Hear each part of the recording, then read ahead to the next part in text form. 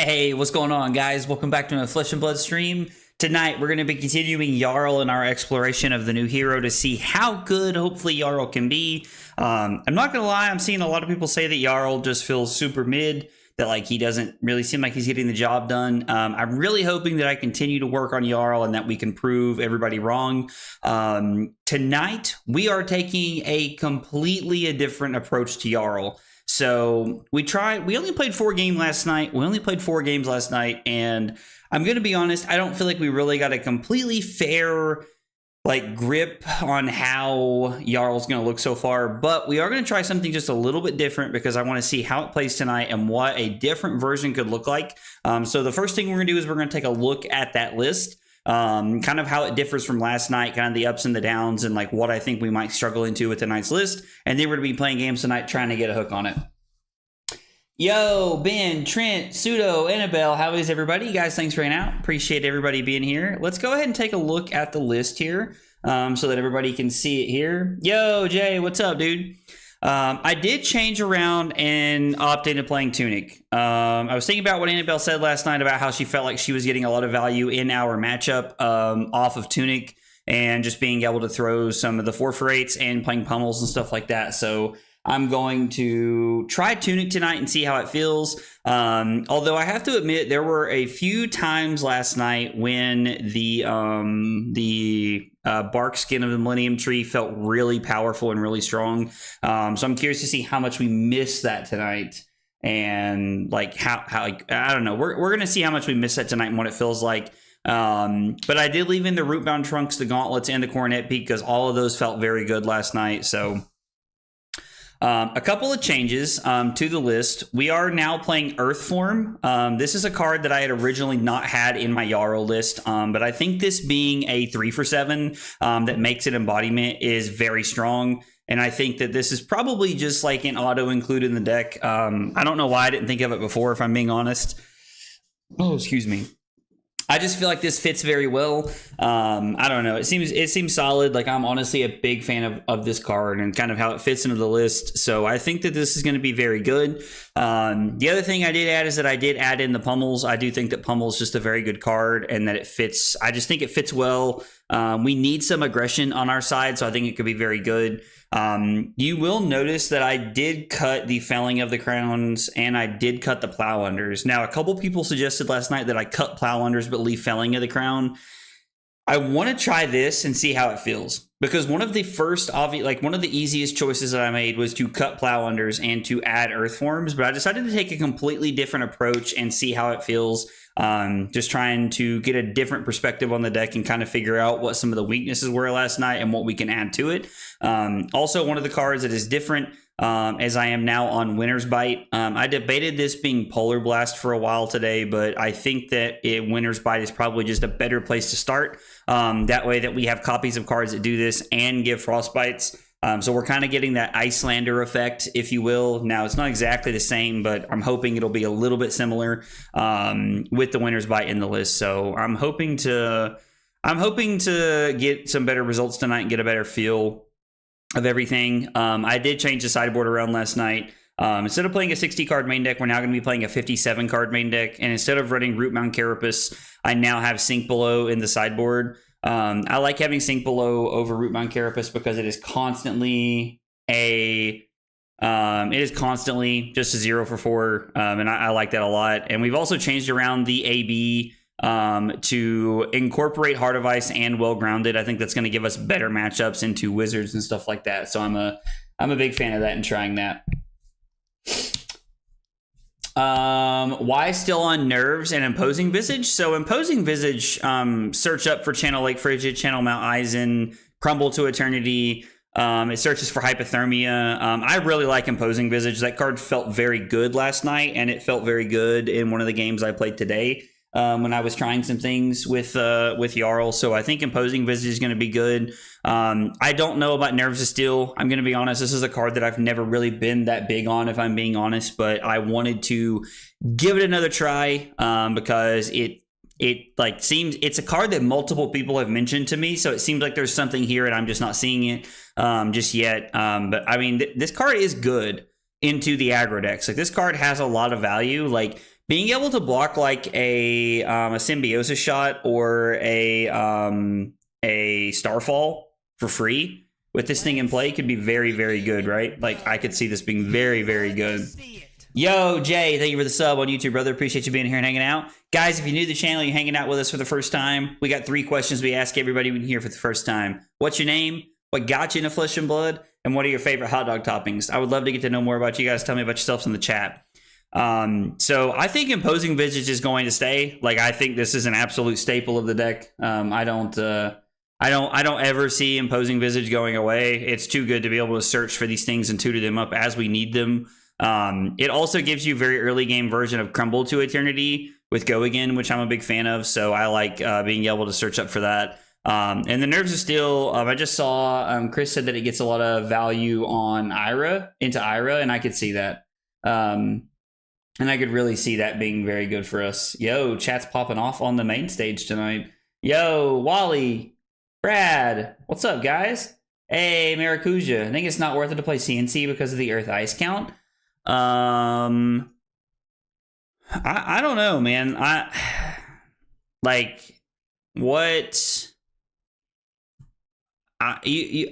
think you have a tough time convincing me to cut CNC from this deck, if I'm going to be real with you, man, because CNC is just so powerful and it plays so well with Pummel. What would you want to play, Maracuja, over that? I would have to know what you want to play over that before we consider that. Also, there are wrong answers to hot dog toppings. That I don't believe for a minute. There is no wrong answers to hot dog toppings. Hot dog toppings are welcomed no matter what the answers are, but I think it's funny that people think there are wrong answers to it. It's kind of funny to think about. So as we continue to test the sideboard a little bit, Hypothermia, Blizzard, Staunch, I added Oasis Respite into the sideboard because we did struggle into Acilio last night. So I have added some cards that I think will help us a little bit here. I can make our game plan. Excuse me. And can make our game plan more consistent. But as this changes, like right now, we're just on 2s and 3 St. Belows because I want to see what works and what doesn't work. So this is the list we're going to be trying tonight. We're going to be trying to get a feel for, and we're going to be trying it as we're playing tonight. But I want to follow back up on this cut Command and Conquer thing because that's interesting. I don't really like the reds in this deck because of the weapon, but Spinal Crush and Mangle. I mean, I think so Spinal Crush and Mangle, and then you're running the red block, I assume. What other reds are you running? Yeah, you can send the link. That's no problem. Hey, what's up, Andrew? Cosmic Bear, how are you? Hot sauce is my favorite hot dog topping? That is interesting. I have never heard that one before. That's a new one, brother. I'm hard-pressed not including it in any list that can fit it. Yeah, I mean, talking about playing CNC, I completely agree, Val. It's just too powerful. Do we use any Terra First Strike cards here? Ooh, that's a good question, Morello. We could. I don't know what cards we would want to add, but we could. How do you deal with Enigma? I'm gonna be honest. I haven't. I'm more worried about getting the deck to work first. Figuring out what I like about the deck and what I don't like, and then attacking that matchup, because that matchup seems kind of abysmal, if I'm being honest. That I don't know, that matchup seems kind of abysmal, so I don't know that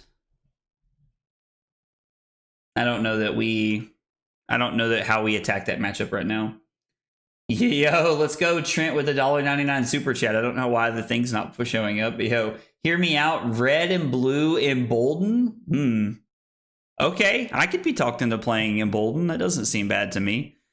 So this is a matchup where they're probably playing Great Axe into us, if I had to guess.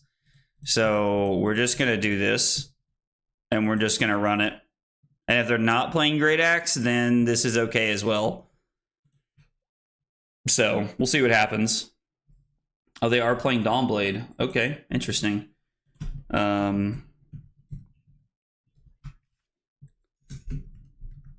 Dorinthia, and we are going second. I am pretty inclined to try and keep this if we can, because we have the thing. Like, we have the stuff that does the things here. I love decks that auto lose to Illusionist. You cry against Enigma? Yeah, probably. I also think I tried to play all the reds and the blue Summers Falls. I mean, it very well could be. I think we have to keep this, right? Summers Fall is a great card to attack Enigma with, but I think that I don't know. Like, I'm honestly wondering if that matchup is just bad enough to where it doesn't matter. Like, I know that's a pretty, like, dark way to look at it, but I think that that's a pretty bad matchup. Oh, there's it is. It's just way behind, dude. It's just way behind, dude. Let's go. Hey, let's go. Chris, with that 1 month of support on YouTube, dude. Please try Red Frostfang and Jarl. Trust. Okay, so we got Embolden. We got Red and Blue Embolden, and we have Red Frostfang so far. All right, listen, I'm willing to try the cards, guys. Like, trust me, I'm here for it. Like, I'm not opposed to trying the cards. You know what I mean? Like, I'm really not. I really don't want to block with a Mangle, but like, I mean, I could not block with a Mangle. We could pitch this to activate Gauntlets and throw this with Dominate and block with the Sink Below. Could be a pretty good play. Now, we don't really get the value out of the Mangle here that we want, but I think that's okay. It creates a Frostbite on play, and if you pummel it, it's 2 discards. I mean, yeah, like, I'm definitely not saying that, like, you know, I'm not saying, like, you're wrong or anything. Like, I'm not saying it's bad. I'm just, like, I'm trying all kinds of different things, so. I do like the idea of playing Baby Okanold, though. Cool Guy Jarl, are you going to pick up the physical deck, or you think just play it on Talishar? Oh, Brian, I will definitely be picking up the physical deck, brother. 100%. I will 100% be picking up the physical deck. I have plans of playing Jarl at Armories and testing out different cards and all kinds of things, so 100%. I don't know why they blocked with equipment. Feels incorrect. Yeah, like, just take 7 here. I'm just doing this to get value out of being able to throw 10 Dominate this early on in the game. There was probably some rationale to, like,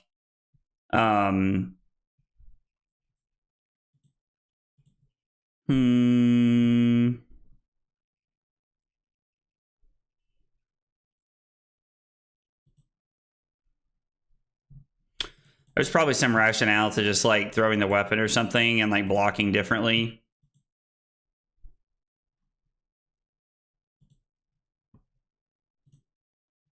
We're going to target the Dawnblade, and we're going to pitch the... we're going to pitch the Autumn's Touch.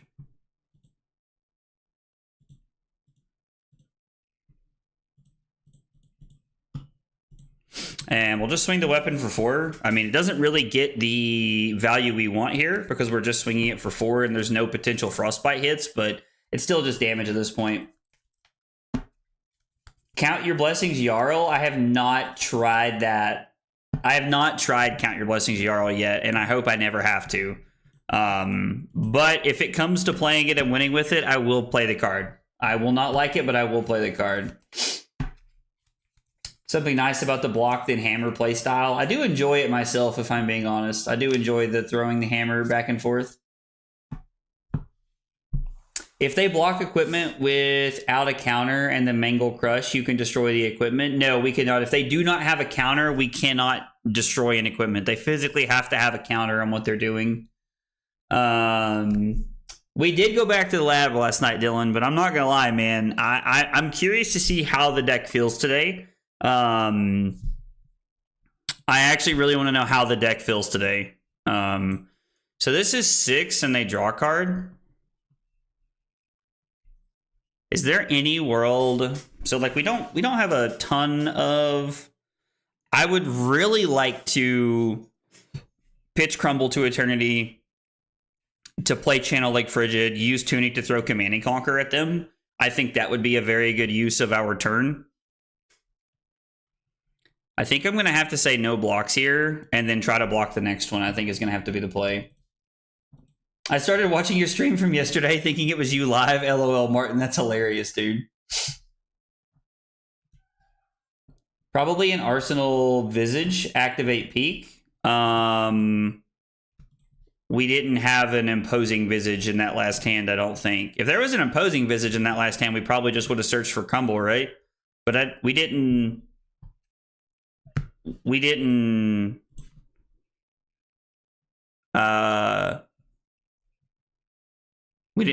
have one of those last turn, I don't think. So much direction. Earth Aura 4 block, big number, Rouse Zealous, Ice Aggro without go again or mid-range stuff. Yeah, I don't know. Have a meme ready for you when this game is over, my lord. Dude, I love that, Trent. I'm so here for that. I don't think this is a Stalagmite block. I think we're just supposed to block with Gauntlets here.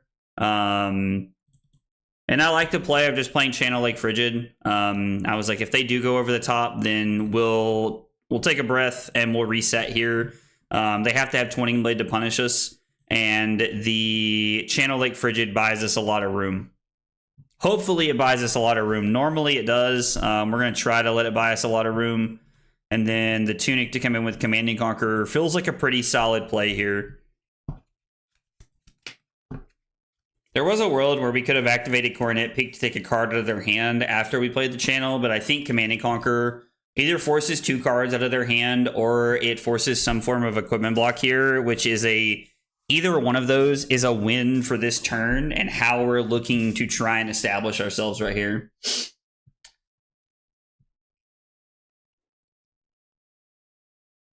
Trent is indeed the fab meme overlord, dude. Trent kills it in the Discord. Guys, by the way, if you're not in the Discord, we'd love to have you. ! Discord in the chat. Or if you're on YouTube, it's in the description. We run tournaments out of there like once a quarter, roughly. So, I mean, it's completely free to play. All you got to do is be there and hang out.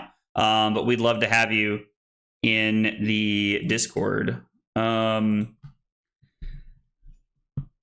don't think it's that important to keep the... this has to be a 0 cost. Like, we can keep the channel around by throwing Spinal, which feels pretty good. But I would be blocking with Glacial. I feel like we would be giving up too much equipment value to keep the channel around this turn. I mean, I guess technically I could block Footsteps, Spinal, and Stalagmite. And then I could pitch Channel Mount Eisen and Channel Lake Frigid to throw the Summit and keep this around for another turn. I could not prioritize the Channel Lake Frigid here this turn, and I could block 8. I would really like to be able to throw the Spinal Crush, to be honest. I think taking a little bit of damage to try and keep the... If I block with Stalagmite, they can't throw this at me again. Because this gives it go again, right? They actually can't throw it at me regardless, right? So if we give them a Stalagmite here, we can actually guarantee that we deny them the hit.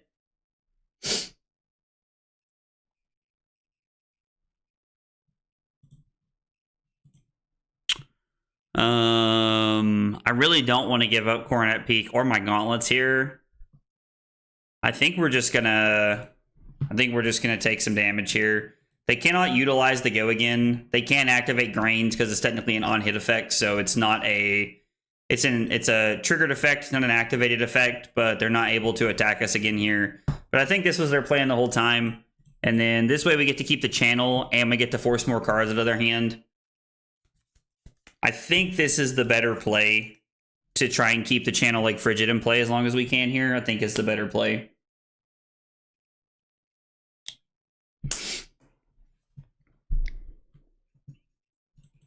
And then this turn, we're probably just going to prioritize blocking with everything. Jesus, just kidding. We drew into...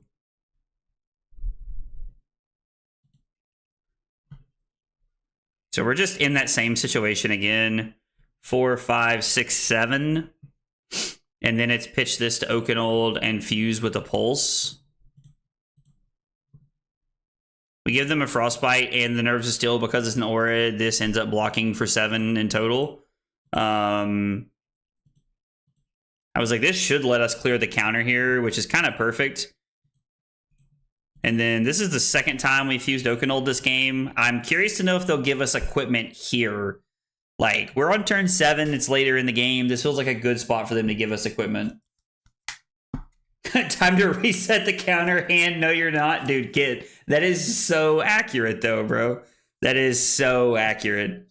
Yeah, like that. Drawing the. I mean, to be fair, we just had to give up equipment there, but the hand was very aggressive in a very positive way.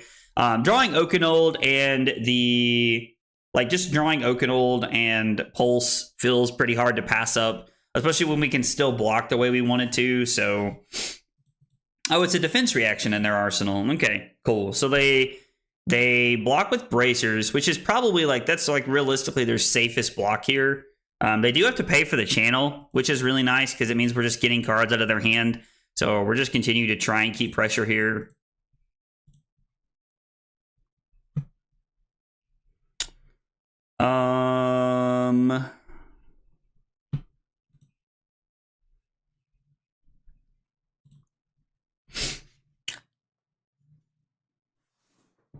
I think this is worth it, right?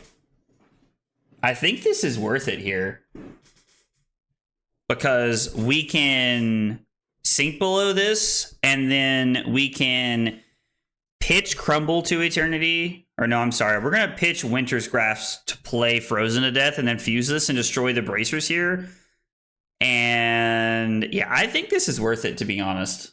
I think this is worth. We're just gonna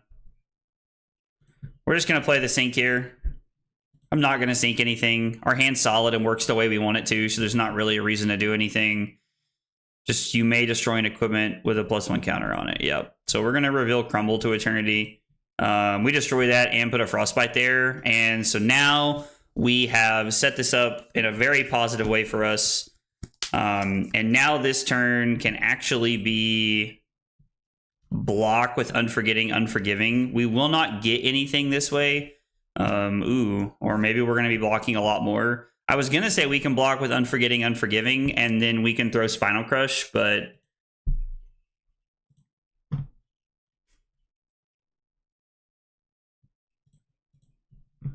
we're just going to block like this. And then we have the reaction if we need it. This seems okay to me. I think this seems okay to me.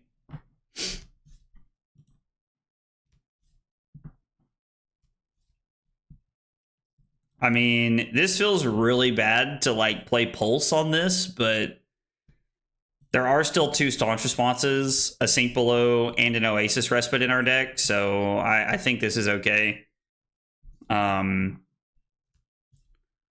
Honestly, I love this. We get to give them a Frostbite and the Pulse. There's nothing they could have that gets past this. So, I mean, I guess they could technically have the Twinning Blade. I guess technically they could have the Twinning Blade, which would be bad for us, and we're going to Arsenal this here. I'm trying to think, would Hypothermia have been good in this matchup? I just played Gone in a Flash 7 times in 1 turn. Jesus Christ, Dylan. Dude, that's absurd. I don't understand, dude. That's just wild, fam. That's actually just wild. Y'all are crazy, dude. 7 times in 1 turn. I could always make a meme about myself trying to top 8 a Battle Harden with a deck I threw together 2 days before the event. I mean, it's an accurate statement for what happened, Brad. Yeah, I mean, I think we'll just let this happen, right? We can Imposing Visage for Crumble to Eternity. Am I supposed to Oasis Respite this here?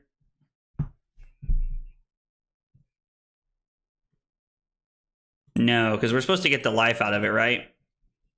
We're supposed to let this hit and get the life. Although Tunic Respite would have been a really solid play there.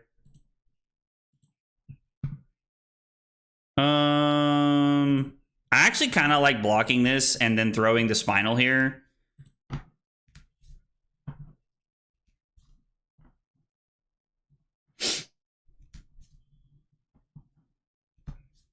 We can give him a counter to deny it next turn, right? Like, I think that's fine. I think that's okay, actually. Dude, the Acilio combo is actually wild. Like, it's kind of crazy how powerful it is, honestly, when you think about it. It is actually crazy good. I have noticed that, like, every game I've played with Jarl so far, my opponent is, like, never blocking with their equipment, which I honestly think is...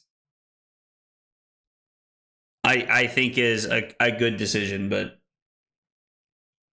What's the biggest the Golden Sun you've ever had? I think I threw the Golden Sun for 23 one time with a pummel. And I think that was probably like peak the Golden Sun for me. I think that was like the top of the mountain for me. It was 23.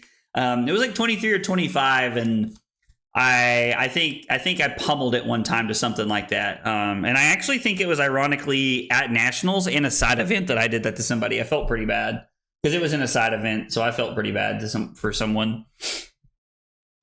Just seems cruel and unusual to do that to someone. So 4, 5, 6. Ooh, just kidding. It's more than that. I was going to pummel the Earth form, but it appears that's not on the table anymore. 3, 4, 5, 6, 7, 8, 9. Activate Cornet Peak, Arsenal the pummel. Is there a better line here? I don't think so. I really want to throw this at them if I'm being honest, but... And we get to gain a life and prevent 4 damage here. And then this way we're just kind of ending their turn. We take a card out of their hand. It is worth noting, I think that's the first time we've used Tunic all game, which is probably incorrect. I probably should have been looking to use Tunic a little bit probably better over the course of the game, but popping off a Goldman is amazing. I dunked an Enigma with Spinal for 24. See, that's crazy. Like, dude, like throwing like Spinal for like 15 and stuff like that is like actually wild to think about. Like, it's really fun to do. I think we'll say no blocks here and see what they come in with after this. Yep. Feels pretty good to not get got by the glint there. The fact that they still felt the need to play it. Well, I guess they needed to play it to be able to come through again. We'll block with the Frozen to Death this time, right? It's better to keep the attacks in our deck here. And then we can pummel the Earth form this time around. They have not seen a pummel yet, so they should not be expecting this. Or maybe they are. I don't know. They could be like living in 2040 right now for all I know. Someone I know showed me a Golden Sun for 39. 39 plus pummel? Bro, that's 43 points. I don't... Like, that's actually crazy. 43 points on any... Like, the fact that anyone attack that's ever not been fire-breathing and living legend coming over... I don't know how that cord is just hanging out there, but anyway. Like, that's... Dude, that's insane, bro. That's actually insane. I think that Jarl just doesn't want to be playing Tunic. I don't know, like... I'm playing it tonight to see how it feels, because I want to try Tunic. Like, Barkskin didn't feel bad last night. Like, I'm definitely curious to see how good Barkskin feels. But somebody was talking to me earlier about playing Frostfang, and I think if we're on the Tunic pummel plan, then maybe playing Frostfang is, like, just the correct answer. Like, just leaning into that whole concept. Oh. Yikes, Batman. So if I take 7, I go to 7. There's nothing that lets them kill me. I cannot pummel this, unfortunately, which is a little bit sad. But then on the next one, I can block Footsteps, Bastion or Stalagmite, and then I can go Winter's Bite, give them a Frostbite, make them discard a card, and then activate Coronet Peak if I want to, which is pretty solid. We do also have an Embodiment of Earth, so maybe I'm just supposed to block with the Winter's Bite. And then I can block 2 cards this way in Arsenal to Pummel. It's probably just a better play. I haven't tried Tectonic Plating yet. We played Barkskin of the Millennium Tree last night, and it felt pretty good, but I wanted to try Tunic to see how it felt tonight. I don't know, in one of my games against Annabelle last night, she was playing Tunic on Jarl, and it felt pretty clean, but she was also like playing a lot of like 4/8s and like really leaning into that that aspect of things. So like I think it was just a completely different like build and version of the deck. It's been an interesting game that my Warrior opponent has like pretty much hung on to all of their equipment. They blocked with the Braveforge Bracers earlier, and then we frozen to death to kill it. So, yo, this hand sucks.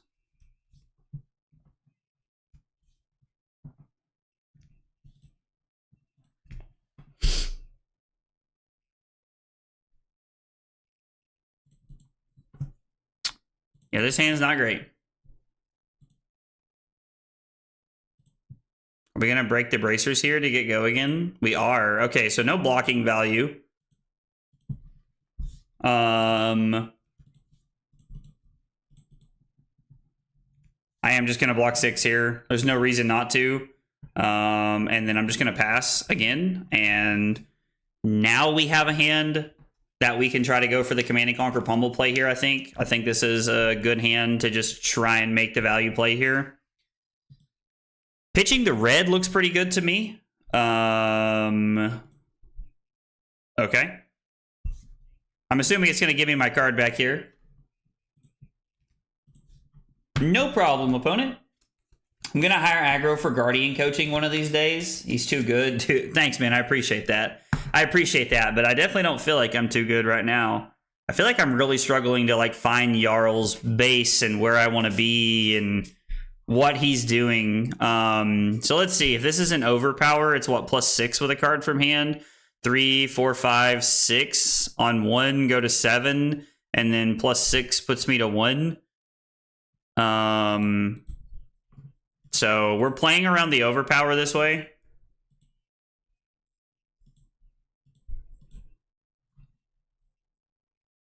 The fact that they pitch a red means it's probably not overpower, but still, you never know. All right, so we go down to 6. I was kind of hoping that like we could have kept the Winner's Bite and a blue because it means we could have taken a card. We could have taken a card and we could have given them a Frostbite and still played the CNC Pummel, but beggars can't be choosers and all that.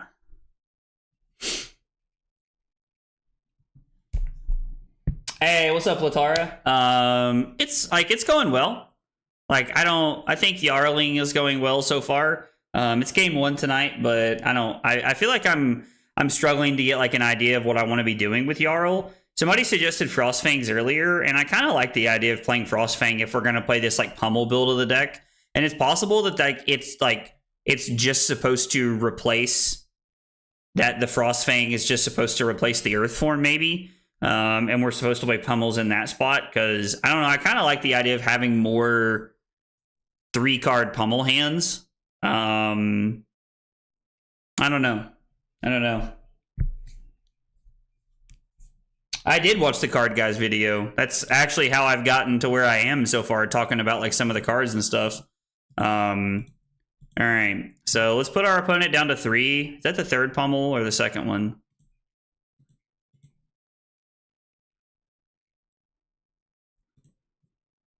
I think it's just the 2nd one. Right, it didn't put a 3rd one over there. No, it's just the 2nd one. Well, this is a hand if I've ever seen one. So we're going to say no blocks.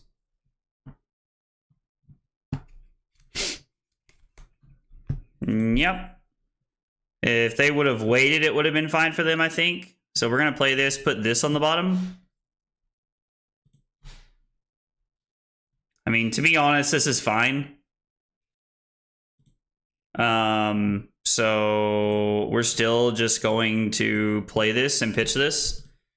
And then next turn, we're going to give them a Frostbite and take a card out of their hand.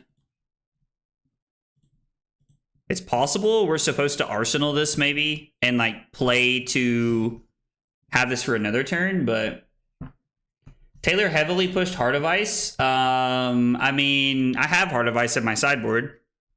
Like I changed the AB around a little bit to where we have it now.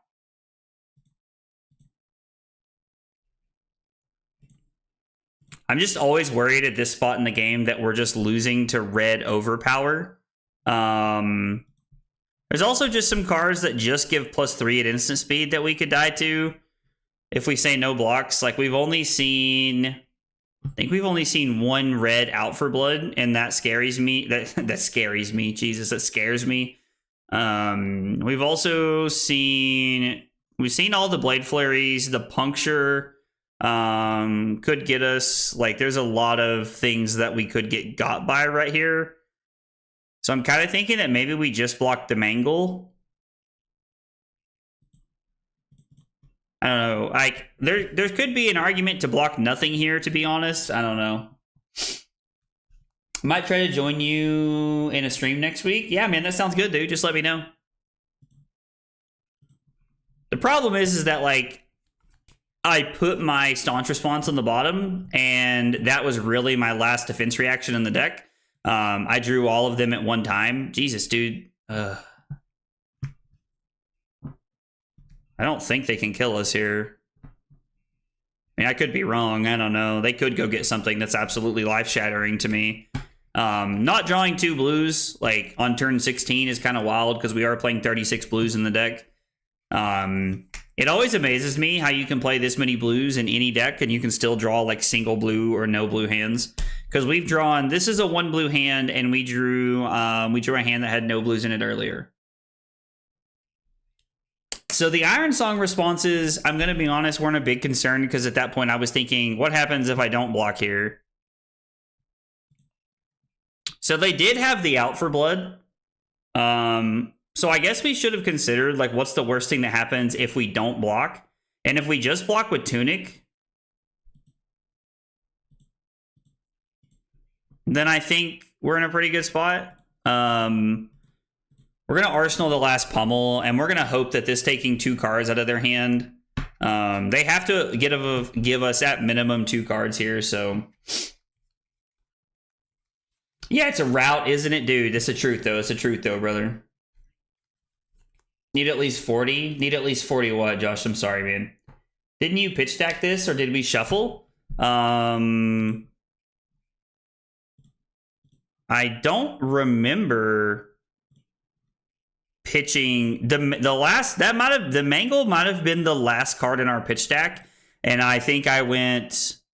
No, I know the pummel. No, because the pummel was definitely. The pummel was definitely in.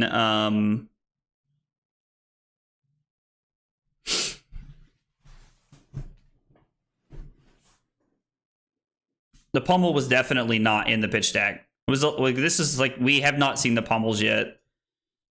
So if I pitch Winter's Grasp to play this for 2, I'll have 1 floating, which means I go get Channel. I pitch this to throw Autumn's Touch through the channel.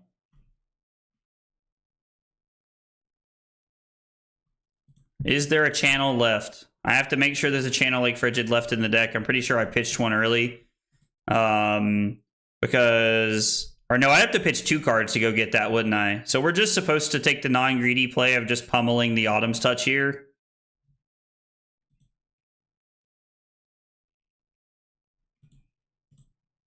Yeah. I mean, we're just going to hope that this ends the game, because... Okay.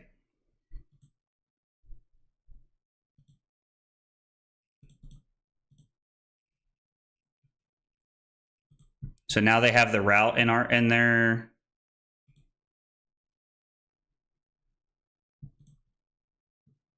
They haven't shown us a route all game.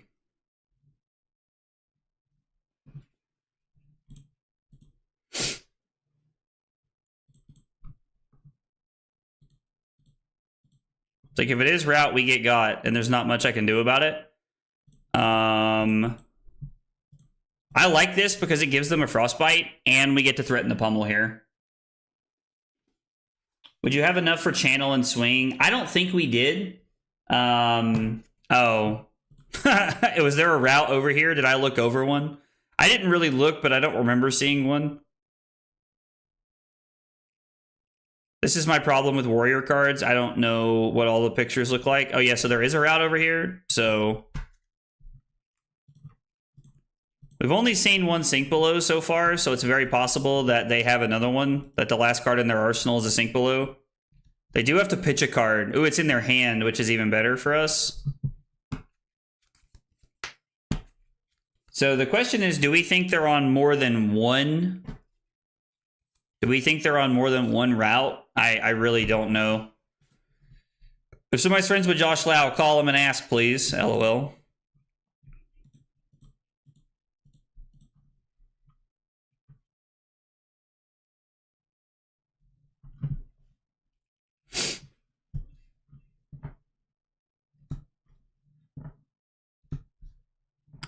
So I would love to be able to play channel and attack here. But I just don't think that's on the table, is it?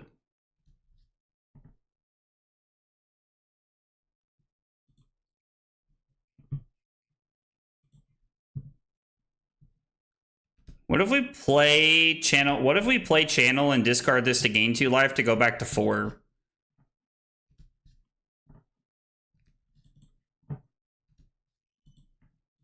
What is in their arsenal at this point? What is in their arsenal at this point?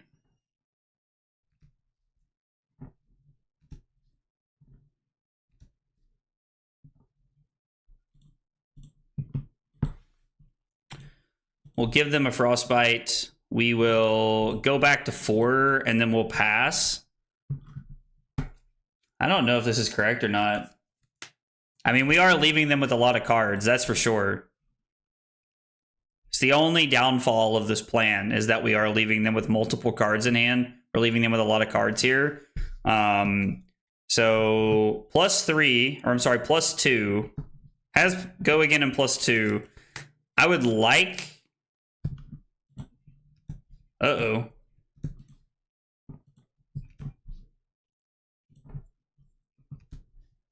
Are we supposed to block with Tunic here?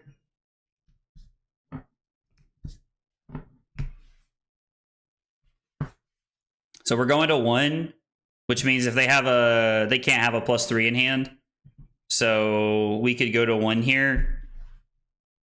Take 3, go to 1, and then when they swing again, we block with the Winter's Grasp and then swing the hammer here.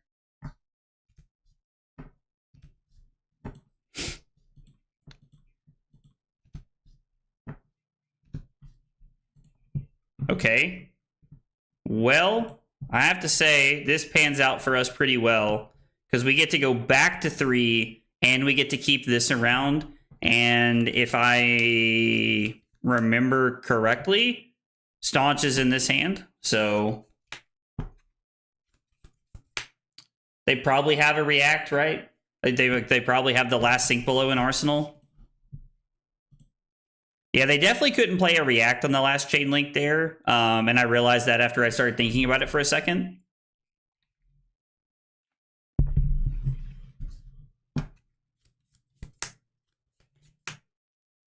If I say overpower, what, Josh, what the hell are you talking about, dude? What are you talking about, Josh? Yo, let's go. Chips, what's up, dude? Please keep going. You're doing so well. Thanks, Chips. I appreciate it, man. Chips with 8 months of that Prime support, dude, over on Twitch. Thank you so much, brother. I appreciate it, man. It means a bunch. Means a bunch. I appreciate it. This is not the Staunch. I would really like to be able to throw the Cranial Crush here. Is there anything that kills me now that would not have last time they had 2 resources? The answer is no, right? Like, whatever they have, it would have killed me then. Like, they literally... I don't think there's anything in their arsenal that can kill me right now. I'm pretty sure they have... We've seen all 3 Still Blades here. Like, nothing that they could play. I think we're supposed to block with the Autumn's Touch and throw 8 here. If we get got, then, like, I was like, it feels like a mistake. It feels like they've shown us a lot of their hand. And if they do draw the Sink Below here, then they honestly have to pitch for it and they can't play it. And I think throwing 8 here is like a step towards us winning this fatigue game that we're like, the game is kind of coming down to.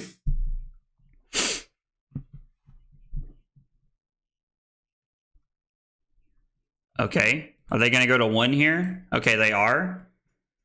Unfortunately, we don't get to keep the channel.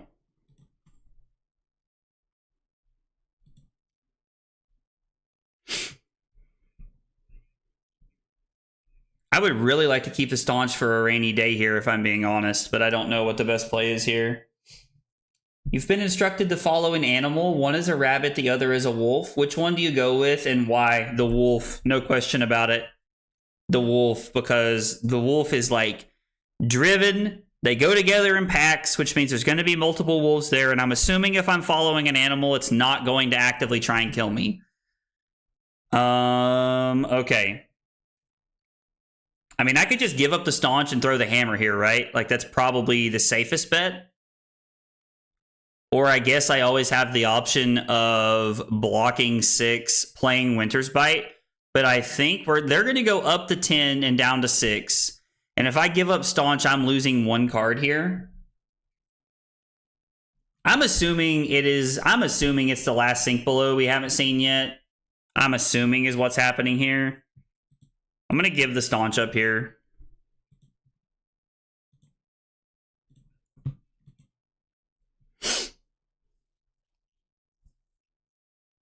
Winning is overrated.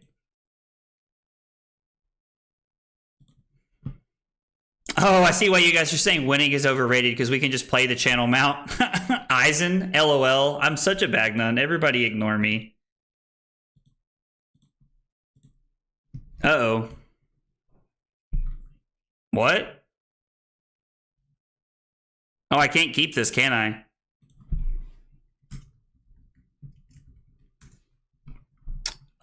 Okay. Well, now that I've made that mistake...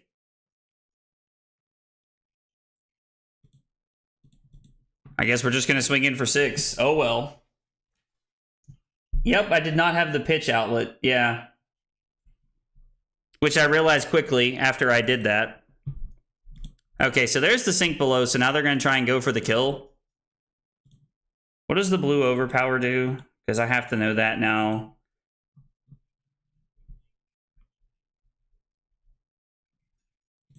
Okay, so it's +4.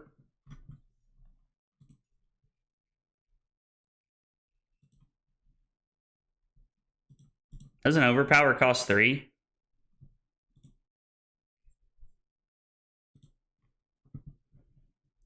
If I block 6... I mean, blocking with a Tunic basically just like guarantees I don't die to something, right?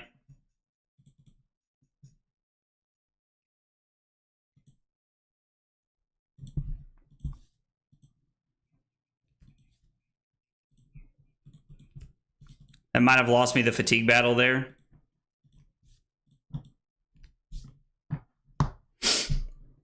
That might have lost me the fatigue battle because I don't know how I'm ever going to keep enough cards to play the Channel Mount Eisen now. Yeah, Eisen costs 0 apparently. It does cost 0. And if it cost something, we could have won the game. So it's funny because the fact that it costs 0 actually kind of hurt us right there.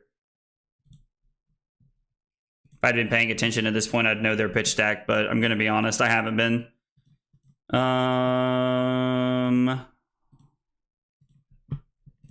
We're just going to block 6 and hope we don't die. Because I think they have a blue out for Blood in hand. Which is +1. Yeah, okay, so... Yep. Oh, well. I mean, I'm gonna be honest. Like...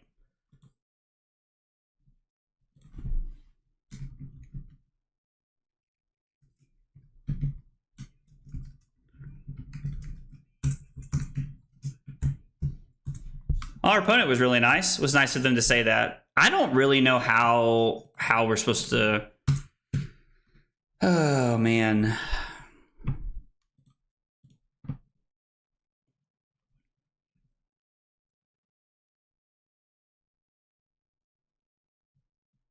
Like, there were multiple turns when I thought we had that game won, and I just don't know where it went wrong. I do not know where that game went wrong, to be honest.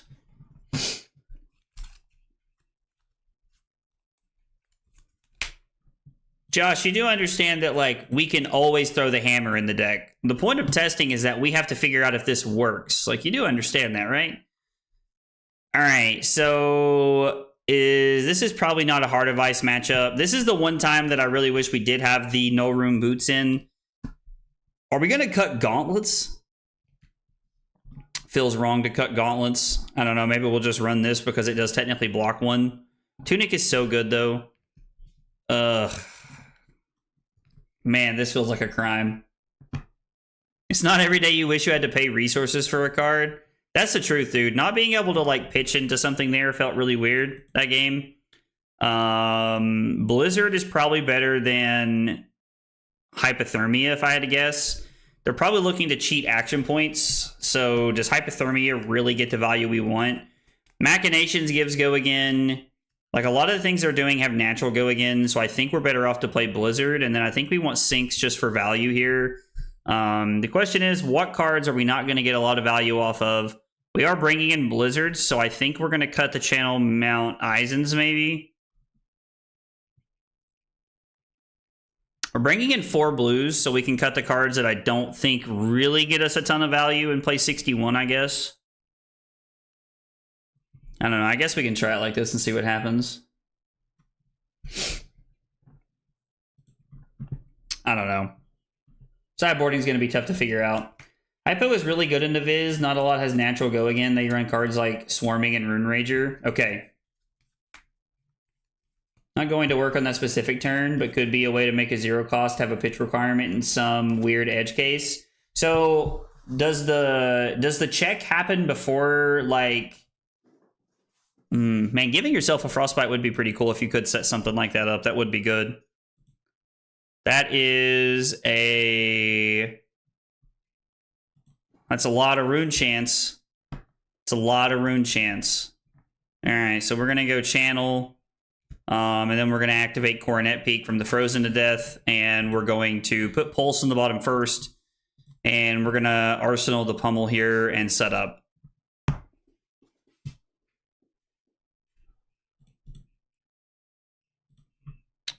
Ah, shit. Okay. Just click through it one too many times here. Could really benefit from a 3/4 on hit Frostbite weapon.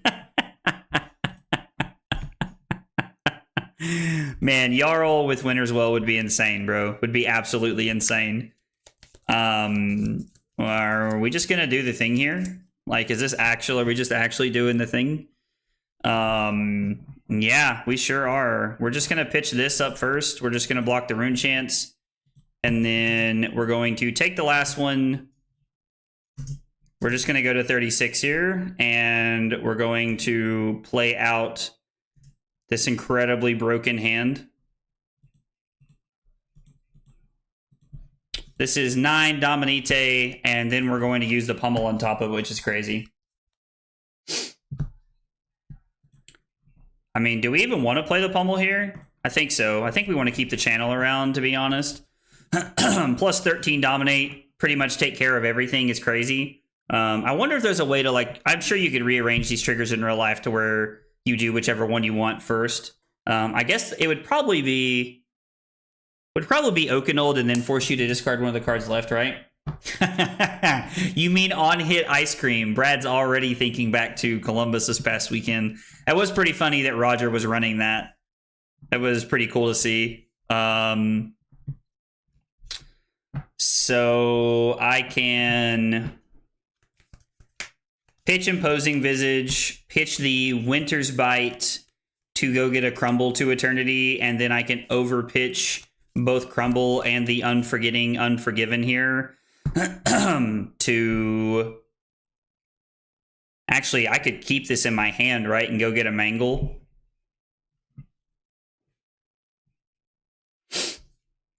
Is this hand as good as I think it is? Okay, so hang on. Let me think about this for a second here, just to make sure that this hand like does what I want it to. So we get to pitch a Winter's Bite to play Imposing Visage. Imposing Visage goes and gets a Crumble to Eternity from hand. We put it a counter on Grasp of the Arknight. We keep the Unforgetting Unforgiving in our hand with Crumble to Eternity, which is... oh, we don't have our arm piece. Gosh dang it. We don't have our arm piece. Never mind. The answer is always yes, Pummel. I guess since we can't really dominate the Mangle... Well, the Crumble gives it Dominate, right?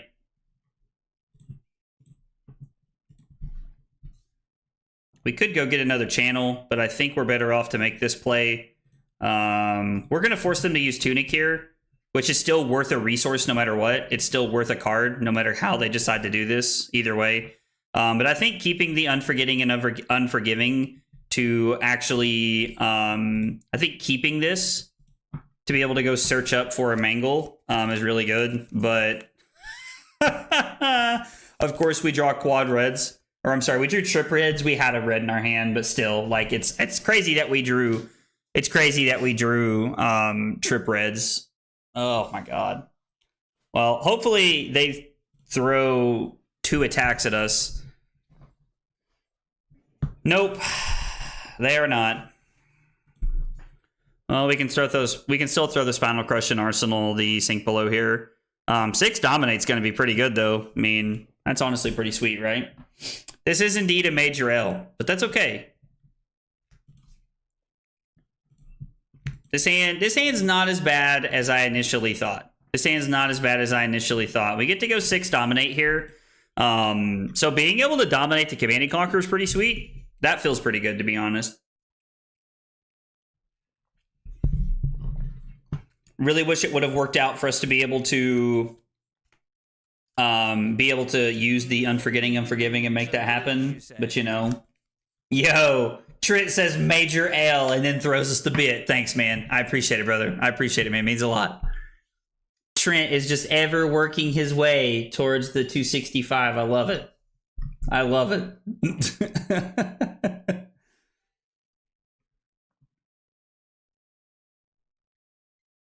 Yeah, so Josh talking about playing the hammer in that matchup. I mean, yeah, like I get what you're saying, Josh. I want to try the weapon, and we're gonna have to lose some games at first to see if the weapon's worth it, right? Like that's kind of the whole point of testing it. Also, I gotta fill out the log from last game. I gotta remember to do that. Let's see. So we lost to Dory.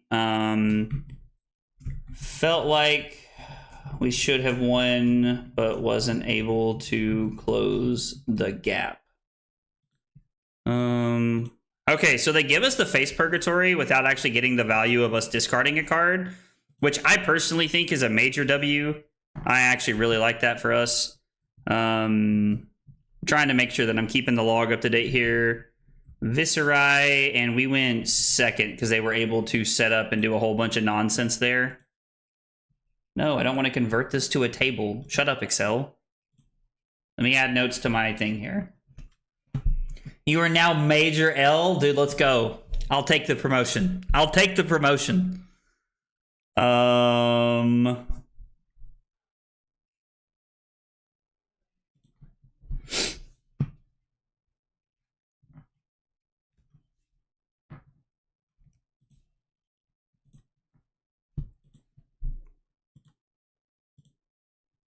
So I guess we're going to take these Rune Chants as well here. I don't really want to fall all the way down to 31 off a Rune Chants, but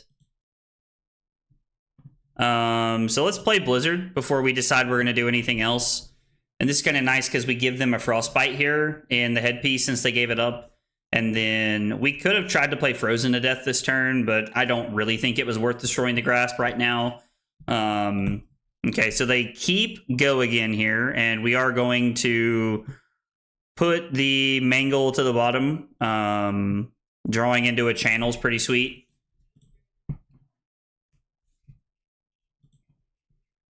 We are going to take this.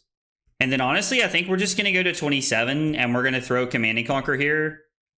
And then Arsenal the Channel Lake Frigid. Or are we supposed to play the Channel and Arsenal the Command and Conquer?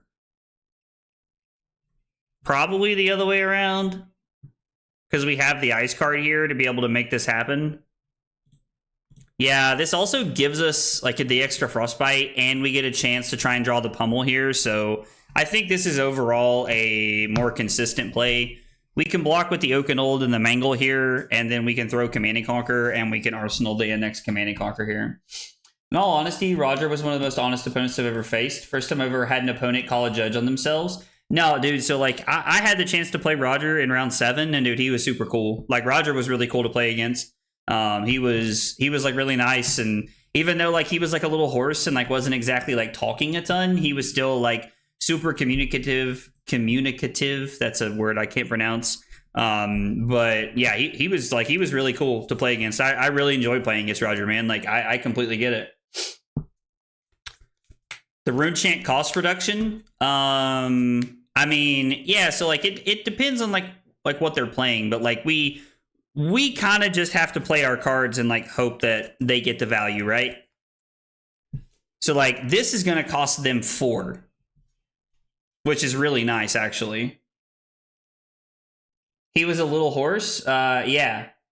I don't think he was like sick or anything, but he was like a little hoarse and like he couldn't talk super well.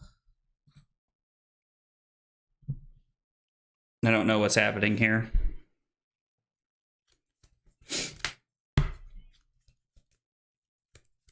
Was there a meta breakdown for Columbus? I can tell you what top 8 was.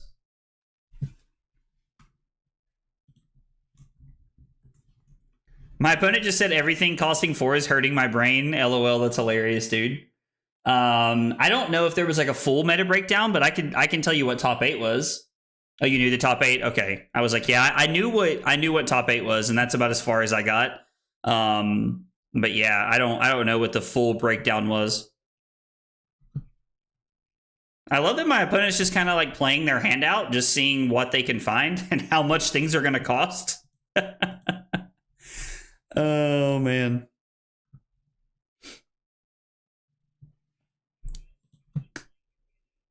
So this actually pans out really well for us because we get to block with the Mangle here.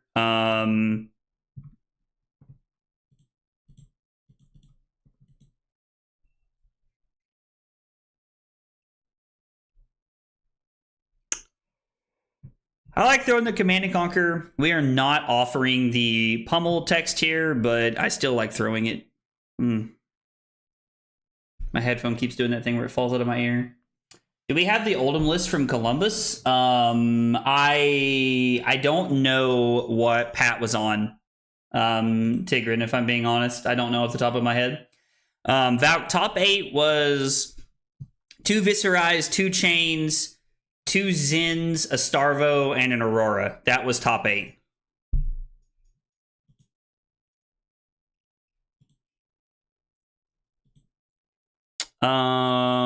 So I had a play in mind here where we can go get a Crumble and put a counter on the Creepers. Or I guess the Tunic would be better. We put a counter on the Tunic after we do that, and then we can use Tunic and the Oakenold to come in with Command and Conquer here.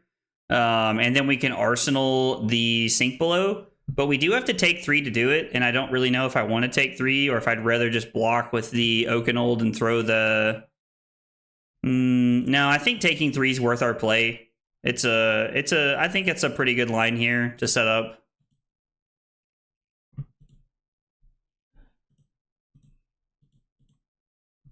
We get Crumble to Eternity. We're going to put the counter on their Tunic.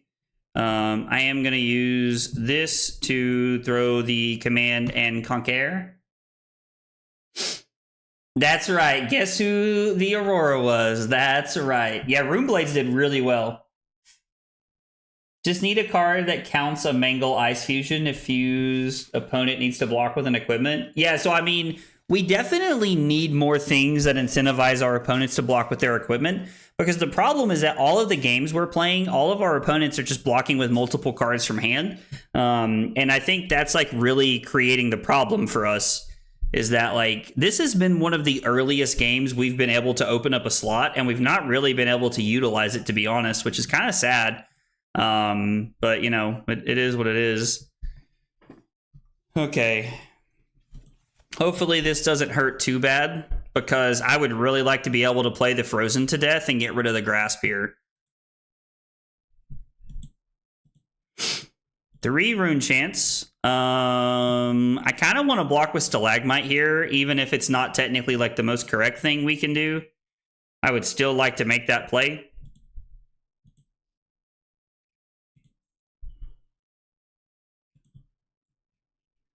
I was pretty surprised at how low the Prism count was as well. I'm going to be honest. I was expecting more Prism. Can we destroy a Nitro Mechanoid with Mangle or Frozen to death? Please say no. If it has a counter on it, yes, it still counts as an equipment. Yes, we can, Julian, is the short answer to your question. We're going to pitch the Fruits of the Forest here.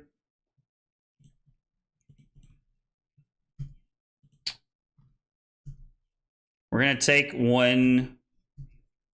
and then I am going to give up the Sink Below here. I'm overblocking a little bit, but I'm still getting the value that I want this turn cycle. We're not going to be able to utilize the Dominate here, which I think is okay, because we are giving them a Frostbite and we are destroying their Grasp. We're actually going to give them 2 Frostbites the way this works out, which is very powerful. I think that's a really good play. It is kind of funny because, you know, a couple people told me that like we would never use Frozen to death, and like we would never actually play the card, and the amount of times I've played it has been a non-zero number. Has truly been a non-zero number so far. What happens if you Frozen to death, they flip Teklo? Oh. That is a judge question that I do not know the answer to, sir. You are asking the right questions, though. Red Buckling Blow, at worst it rips 2 cards. It's and it forces the armor. Yeah, like so I'm gonna be honest, I think that card is like a little overhyped, if I'm being honest, but I could be talked into playing it. What do you guys think about playing the Winter's Bite and giving them a Frostbite, and then I kind of want to keep this. I guess it doesn't matter, right? I agree, it's very good into certain matchups. So if I block with Warmongers, which is really... No, we're going to block with this, right? So we block Winter's Grasp, we play Winter's Bite, Frostbite, take a card, play Frozen to death, fuse with the Pulse, destroy this, put a counter here, put a Frostbite here. So I give them 3 Frostbites, and I'm keeping the Warmongers in my deck. Yep, so we're leading on this, which is really solid. We're going to lead on the headpiece here. We are going to target them to get a card out of their hand. And then it's going to be Frozen to death, fuse with the Pulse. We give them a Frostbite in their arm slot, and then we're going to destroy the Tunic and give them another Frostbite. And the fact that they pitched a red hopefully means that they don't have a blue, but it's possible they kept a blue to be able to play around everything that we were doing right there. Jesus Christ. Yeah, if you have 3 reds, you can't do anything. But luckily for them, my hand is doo-doo. And when I say doo-doo, I mean doo-doo. This hand is terrible. Even if we flip the Tunic counter, we can't do anything with it, so we're just doing this. This is a big Sag. We've drawn a lot of all red hands. Like, is there, like, am I playing not enough blues? Do I need to be on 39 blues? Like, is that where we're at right now? I'm on 36. And, like, it's crazy because 30 feels like enough in Victor, but we're also drawing cards. I mean, man, maybe I need to be on, like, 38 instead of, like... I wonder if playing the 3rd blue Fruits of the Forest is just the answer to my problem. My man's out here preventing damage twice. My man's is doing it twice. And a sink below. I mean, I'm going to be honest. At least they're not playing offense. So, like, I'll take it that way. They are making rune chants, which is, like, obnoxious, but... Yikes. More rune chanties. More rune chanties. We've played 1 Crumble to Eternity so far. No, we played 2. So the Pulse and Arsenal, like, we don't really get... I mean, I think it's just this, and we're just going to try to fuse the Oakenold next turn. It is an insanely powerful card, Christian. I completely agree. You're not getting 3 fruits a day. Why are you running AB gloves over the boots? I think gauntlets get more value. So I had originally cut the null rune. So I was originally on null rune boots. Then I cut null rune boots because I wanted to be on the well-grounded plan. But I'm thinking that I might just cut the null rune gloves, to be honest, and just go back to running AB here and the gauntlets. We're not getting as much value in other matchups with it, but I think that's just me trying to like have my cake and eat it too, if I'm being honest. Like the well-grounded, I just don't think fits. I think when you're playing well-grounded, you're giving up the ability to run null rune boots, and I think that's bad. Did you say 40 blues, Josh? Because I would believe you, to be honest. Unfortunately, we cannot fuse. So, big Sag, but we do get to throw 11 here with the pummel. I mean, yeah, with the pulse being an arsenal, like, we're just going to use the pummels to, like, try and clear a bunch of damage here, take some cards out of our opponent's hand. We do put our opponent down to 16 and get an extra card out of their hand.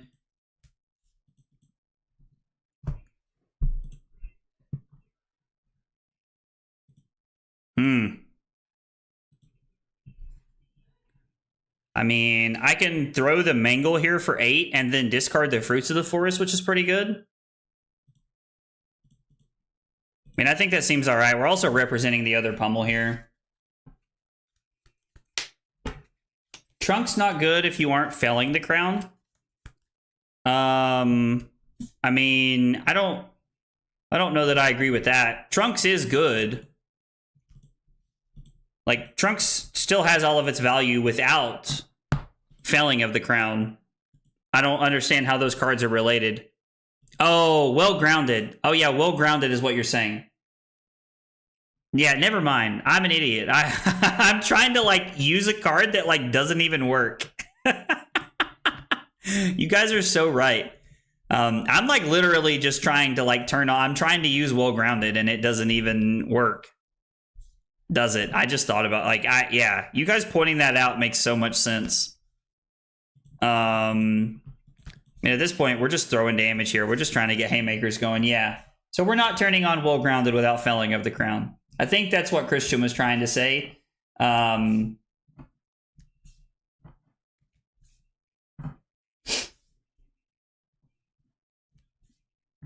It's a lot of rune chance. Yeah, Trunks is really good. I think Christian definitely meant the I think Christian definitely meant well-grounded. So we're gonna visit that because I kind of want to try Frostfang after this as well. So that is, I think we'll make some changes after this and see how it feels. Because to be honest, guys, I'm still completely working through the list. Like, I'm still completely trying to figure out. No, I mean, I won't lie. He has not felt like overwhelmingly great so far or anything like that, but like, he has not felt super impressive to me so far. I will be honest. What do you guys think about Winter's Bite? Hope they discard a red or pitch a red, and then we can get them with the Coronet's Peak. The other option is to go get a Crumble to Eternity, which lets us destroy the spell. Well, lets us put a counter on the Spellbound Creepers. We could also go get a Channel Lake Frigid here, which there is one of in the deck. Like, just having this in Arsenal has been very awkward.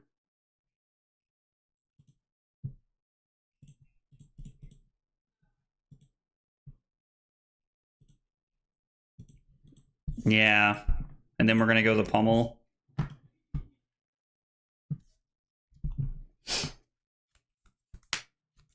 Frostfang plus Pummel gives me the same joy as CNC Pummel. I'm here for that.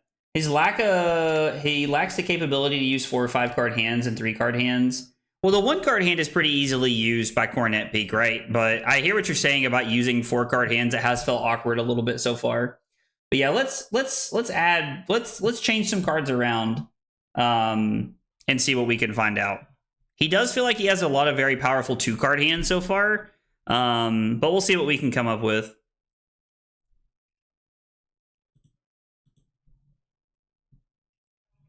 Dude, my opponent is gonna like absolutely obliterate me one turn. Oh, it turns out this right now.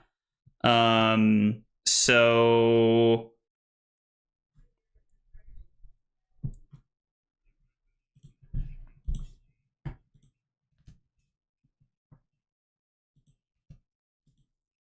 I don't even know what's happening right now. Oh, it's all the things are resolving? Okay.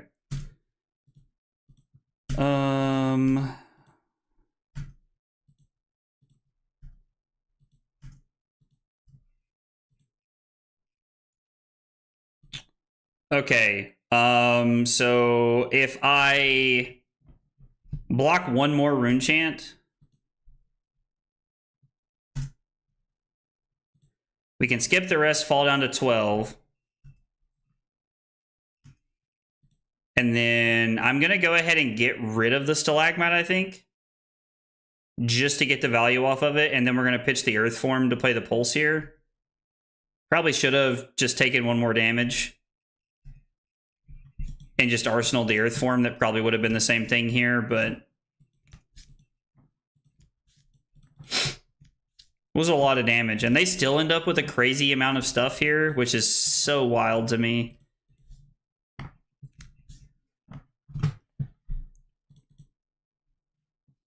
It's crazy to me the amount of like how they still have 10 Rune Chants after that.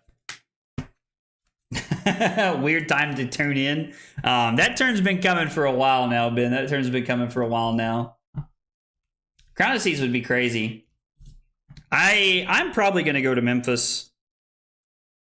I gotta work it out with work and everything because there's a lot of stuff going on at work right now, but I'm probably gonna go to Memphis.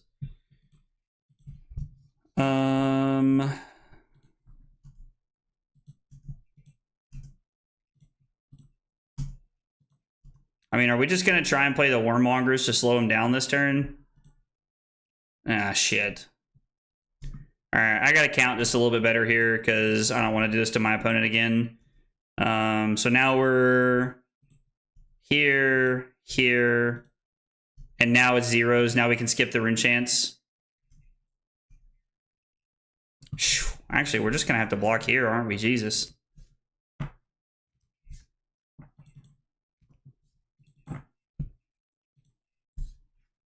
Had not planned on preventing any more Rune Chants anyway. So we go down to 4. I don't think we can afford to go to 1.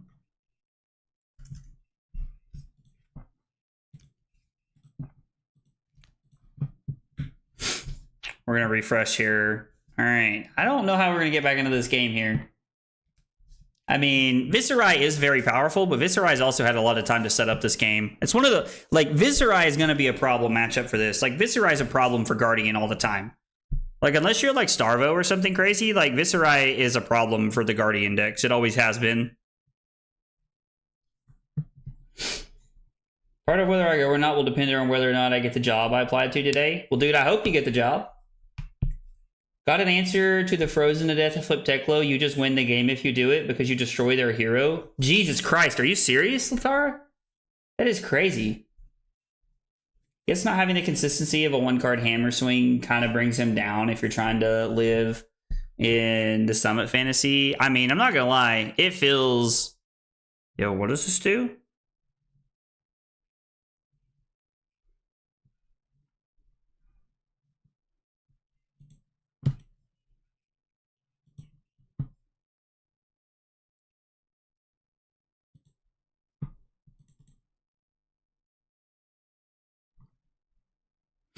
Okay.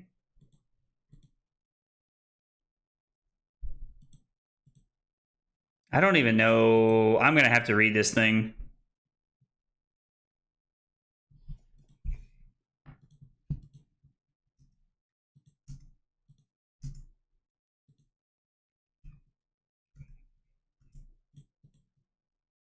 Yeah, we're going to have to read the Rune Blood Barrier here. And prevent one that would be dealt for each rune chant. Okay, so it's like a prevention effect. Yeah, so it literally just like saves them damage is all it does. Okay, so it's like nothing crazy. So what I'm seeing is that I need to be able to get out of this turn and fuse this Oakenold. Ban Frozen to death instantly, said everybody who loves to play said everybody who loves to play who loves to play Teklo.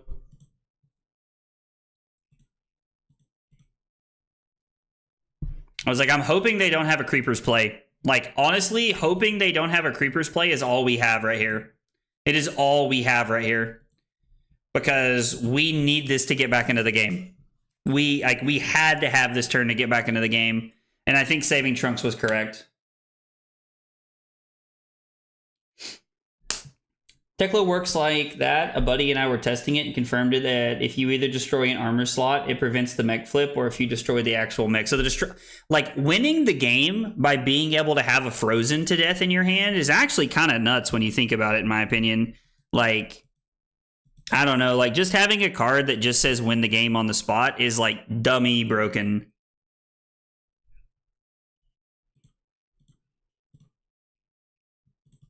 I think I would rather have Nerves of Steel at this point in the game. And we're just going to attack for 6 here. We might have stabilized. There's multiple Revel and Runebloods in their deck, so I highly, highly doubt it, but...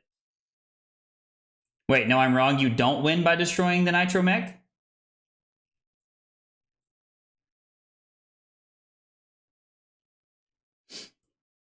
Is there actual confirmation that Memphis is a double calling?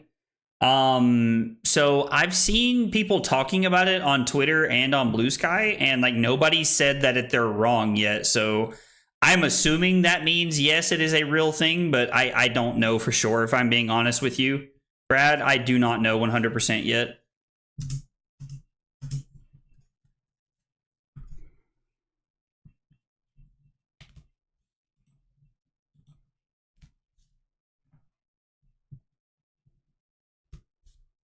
So what if I block with Autumn's Touch, Rootbound Trunks, and the Snuff Out, and then I can throw Spinal Crush?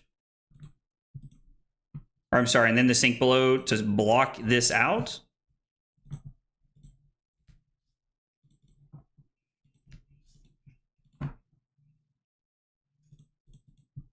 And then I get to come in with Spinal Crush for 9?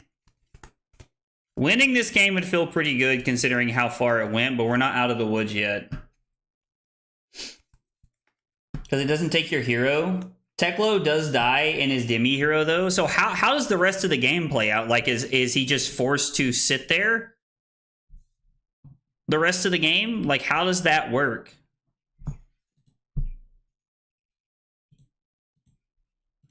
Like, I'm genuinely curious to know how that works throughout the rest of the game at that point. The good news is that we can throw the hammer if we need to, or we can throw these things like Earthform that we still have left in the deck. I'm trying to think of how this works if this is Frostfang from here. If you kill Mechanoid, you kill Teklo, so you win.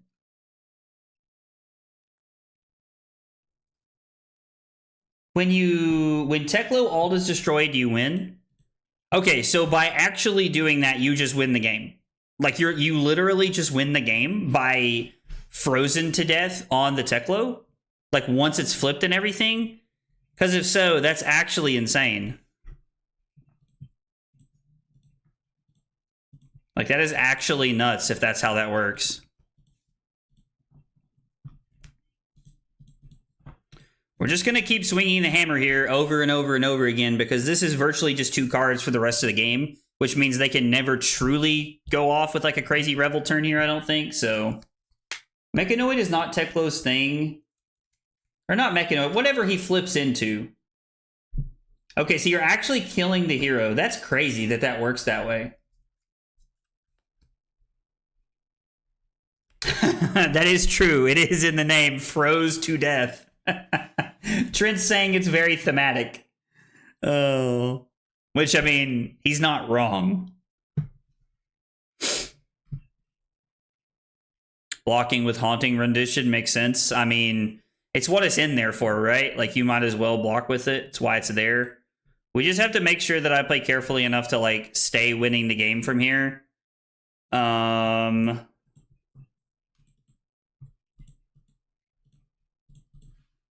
This is another 3-card hand for my opponent that we're forcing here.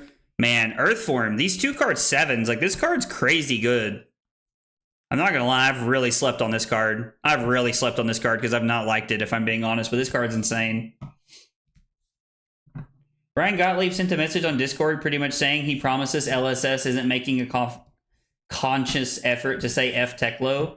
Okay. So, I mean, that's got to be good for everybody to hear, like, for everybody to hear, right? I would think. I would think that makes everybody feel better.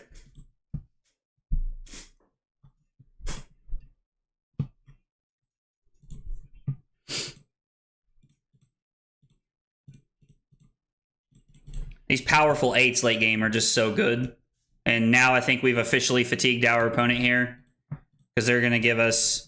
They're going to give us every card they have to because they only have 1 3-block in hand.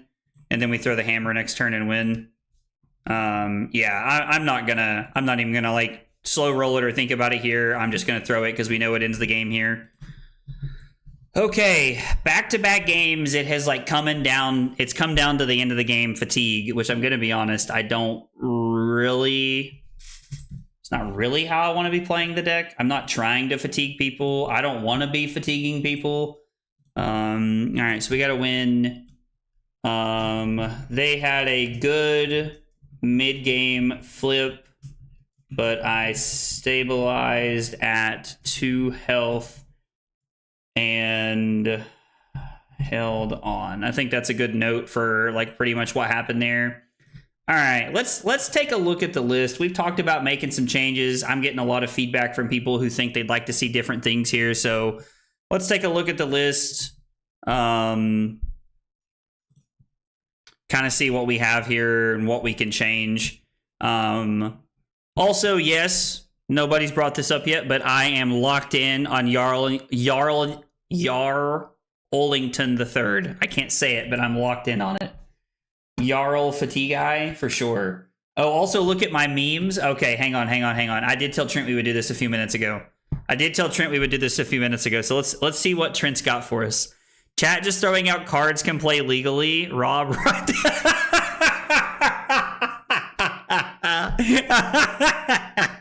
Write that down, dude. I love that meme so much. This meme template is hilarious. Playing Gone in a Flash 6 times. Want to see me do it again? Dude, you should have like added Dylan right here. This is hilarious. I was like, that's totally him and how it's going so far today. It sounds like that's exactly what he's doing to people today, to be honest, which is kind of crazy. Okay, so let's take a look at the list. I am going to be honest. I know that we should not do it, but I kind of want to cut this. It has not felt good to me. Like, this card is just blocks 4, which I guess technically makes, like, I'm not going to cut it because I know it's wrong, but it technically makes it above rate. And I'm not going to lie. I also want to cut this. I really haven't enjoyed Mangle so far either. Like, I don't know, man. It's a default fallback for Guardians to play Fatigue if all else fails. That makes sense. Yeah, Latar, there's a Discord, !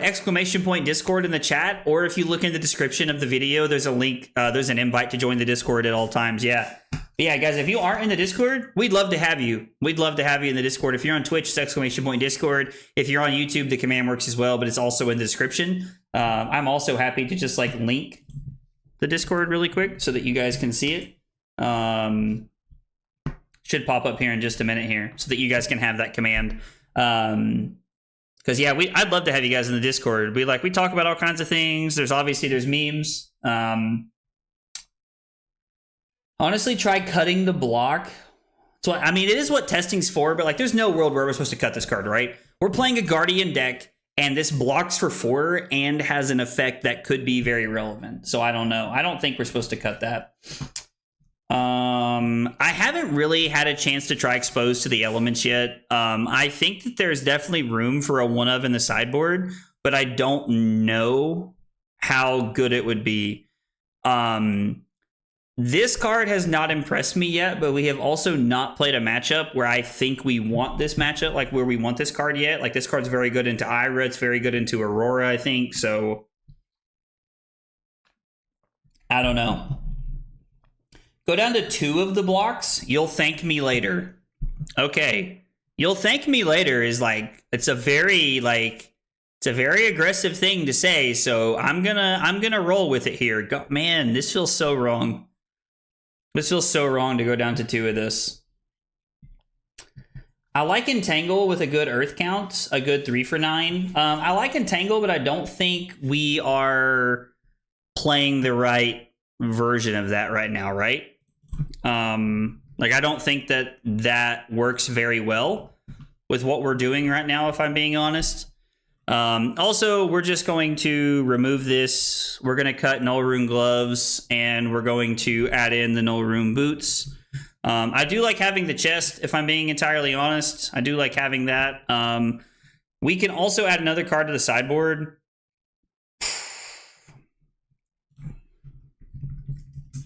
We're going to try 1-of Exposed in the sideboard, since we have the room. The other change I would like to make is I would like to play Frostfang in the main deck, but I don't know where that fits. Like, I don't really know where that fits into the deck and how we're supposed to slot that in. The 37th blue that we've added, I think, will help iron out. Embolden. Trent brought up Embolden earlier. Let's see how Embolden fits. If you control another non-token aura, draw a card. At the beginning of your action phase, destroy Embolden. Your next Guardian attack action gets +5. I'm very skeptical of this. But we'll try the blues and see how it feels. Because I'm not gonna lie, I'm very skeptical, but I'm willing to try it. Like, are we ever supposed to cut Mangle? Like, the card is just, it's the namesake of the deck, right? Like, is to play Mangle, right? Yeah, I don't know where to add in Frostfang, Chris, is my problem. I don't know where to add in Frostfang. Because if you want the truth, like, we can cut an Earth form and play 2 copies of Earth form and add in Frostfangs. I think that's a, like...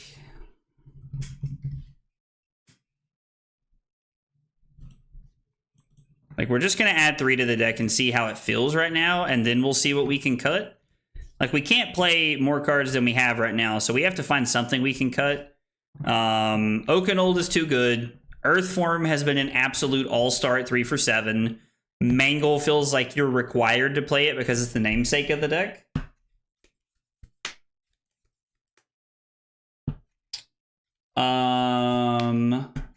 Channel Lake Frigid and CIP. What is CIP? Channel Mount Eisen is not that. Channel Lake Frigid, I know that one. I'm trying to figure out what the other one is. I don't think we can cut any blues. We're on 37 blues, and I don't want to add red.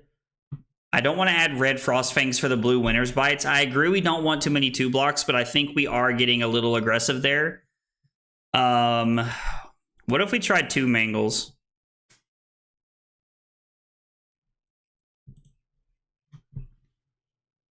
What if we tried it like this?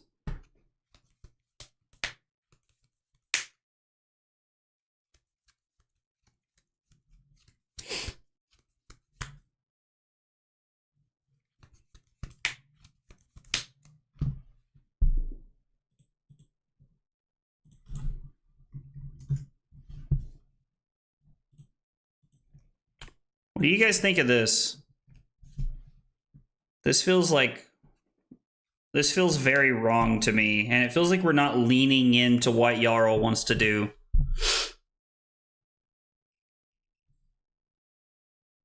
This does not feel like we're leaning into what Jarl wants to do.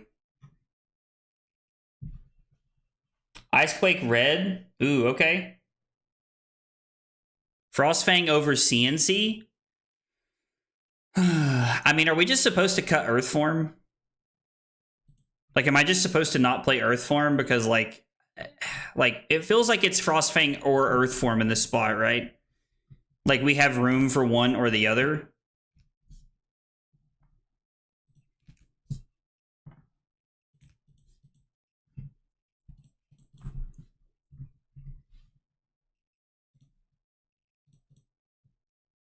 And then we can play this, which I feel like leans into the idea of what we want to do a little bit more. And we're also leaning into blocking a little bit better, and we're not playing as many 2-blocks. I'm curious to know how this tries out, because Trent feels really sold on this. I don't like that it costs 4, though. I mean, I guess the next Guardian attack action. So this works... I mean, this has some play with some things, but, like, it doesn't work with Frostfang or Command and Conquer, which is a little scary. I don't know, the fact that this... Like, if this costs 3, this card would be insane. Of course, if it costs 3, it might be a Majestic, to be honest, but I don't know. I don't know. We'll try this and see how it feels. We will see... Copy the freaking deck link. Let's go. We'll try it. We'll try it and see what we can get. I don't know. Hey, what's up, Taylor? How are you? Jarl wants to fatigue and count your blessings. God, I really hope you're wrong. Like, I don't mean that to sound rude, but God, I hope you're wrong. I do not want to play Count Your Blessings. I hate that card. I hate everything it stands for. I like the idea of just like gaining life and that being my only option on certain turns just feels hella bad to me. So Warmongers is going to be good here. Hypothermia.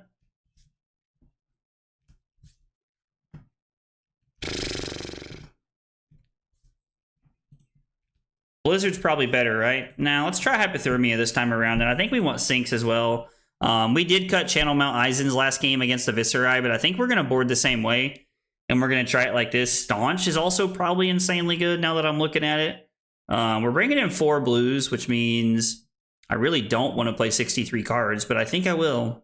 We'll try it like this and see what happens with AB1. I feel like it has a lot of checks before it adds the 3. What has a lot of checks? I'm not sure what you mean. I'm not entirely sure what you mean. Oh, man. They're on Scepter and Flail. Okay. Do I want to just lead on Warmongers? Probably not, right? Like, we're probably better off to just play the channel. Pitching the Frostfang and the Warmongers and Arsenal to sink below is probably the route we want to go. I think that's actually exactly the route we want to go. Yeah, I'm gonna be honest. I'm a little skeptical on Embolden. Embolden, us playing that card scares me a little bit. But Trent feels very confident about it, which means I am definitely willing to give it a try. Like I will never just tell you that something is just like bad and wrong unless I truly believe that it's like abhorrently terrible. So I'm willing to try it. Could be a situation where the threat of Mangle is enough. I'm not sold at all on Summit, to be honest. I'm not sold on Summit yet either. I'm really not. Like I was skeptic when this first came out. I really wanted to give it one more true night before I started looking in other directions for things. But I do not think... I don't think Summit's it. I think we're probably going to end up on Titan's Fist and Sledge. Is probably what's going to end up happening. Like, that's probably just how the deck is just going to turn up. But I also think we're going to be playing Tunic, so I don't know. I mean, let's give this bad boy +2, right? We might as well just get the value out of this, and we can throw a mangle for 10 here, because the earth is +2, right?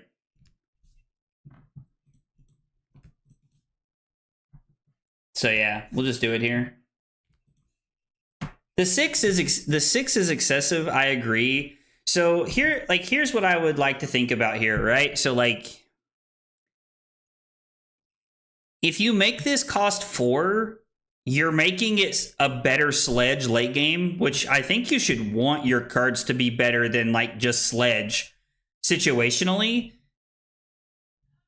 But it's also weird because you can't just pitch one card and just throw it for 4 early game, which is good because you're forcing people to think outside the box. And I think that's relevant, if I'm being honest. Like, I think the idea of, like, I don't know. Like, I think that this should have, like, this costing 4 makes it very, very reasonable in my opinion. Would have been better if they had amped the heavy mechanic to +3. I mean, if it comes in for 7, I will admit it does change things a little bit, which is kind of cool. So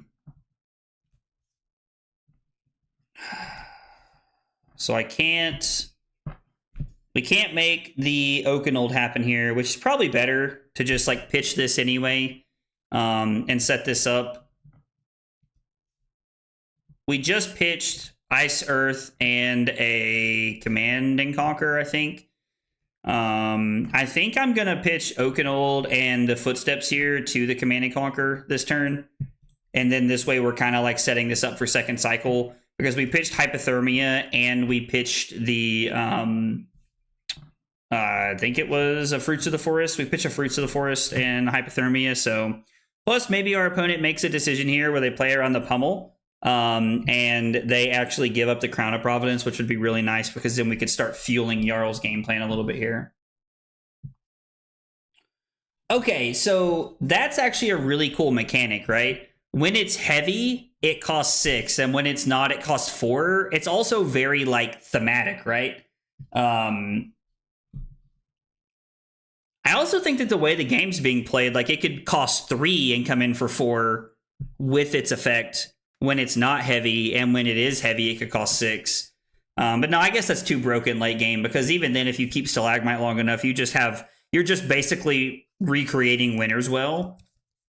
Yeah, I don't know. I think the idea of like it costing, not 6 all the time would have been very powerful.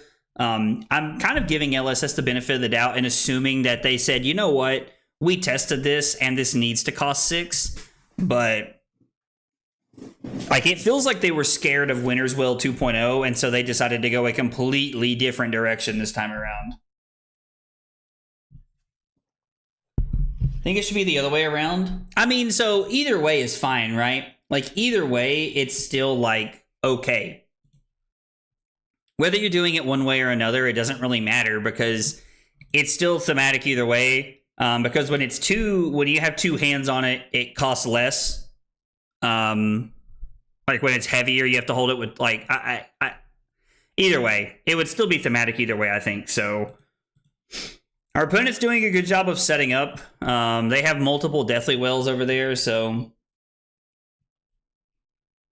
I think Ice had to enter at a mid-level, or there would have been a lot of anger. That also makes a lot of sense. People are very upset by Ice, so that does make a lot of sense, Dave. I could see that. I could really see that. Oh, yo, I missed a big hydrate. Dude, Trent, I'm sorry, man. I did not see that I missed a big hydrate like 30 minutes ago, dude. My apologies. Big hydrate for Trent to catch up here.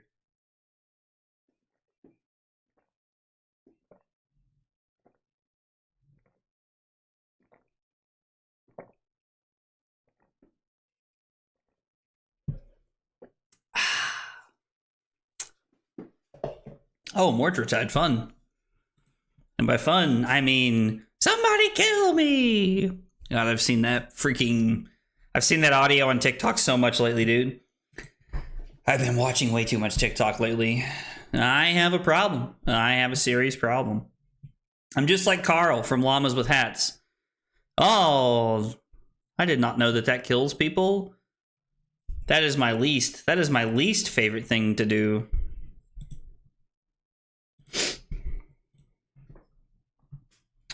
All right, we're going to try and block as much as we can this turn. I would really like to deny my opponent as much of this turn as we can.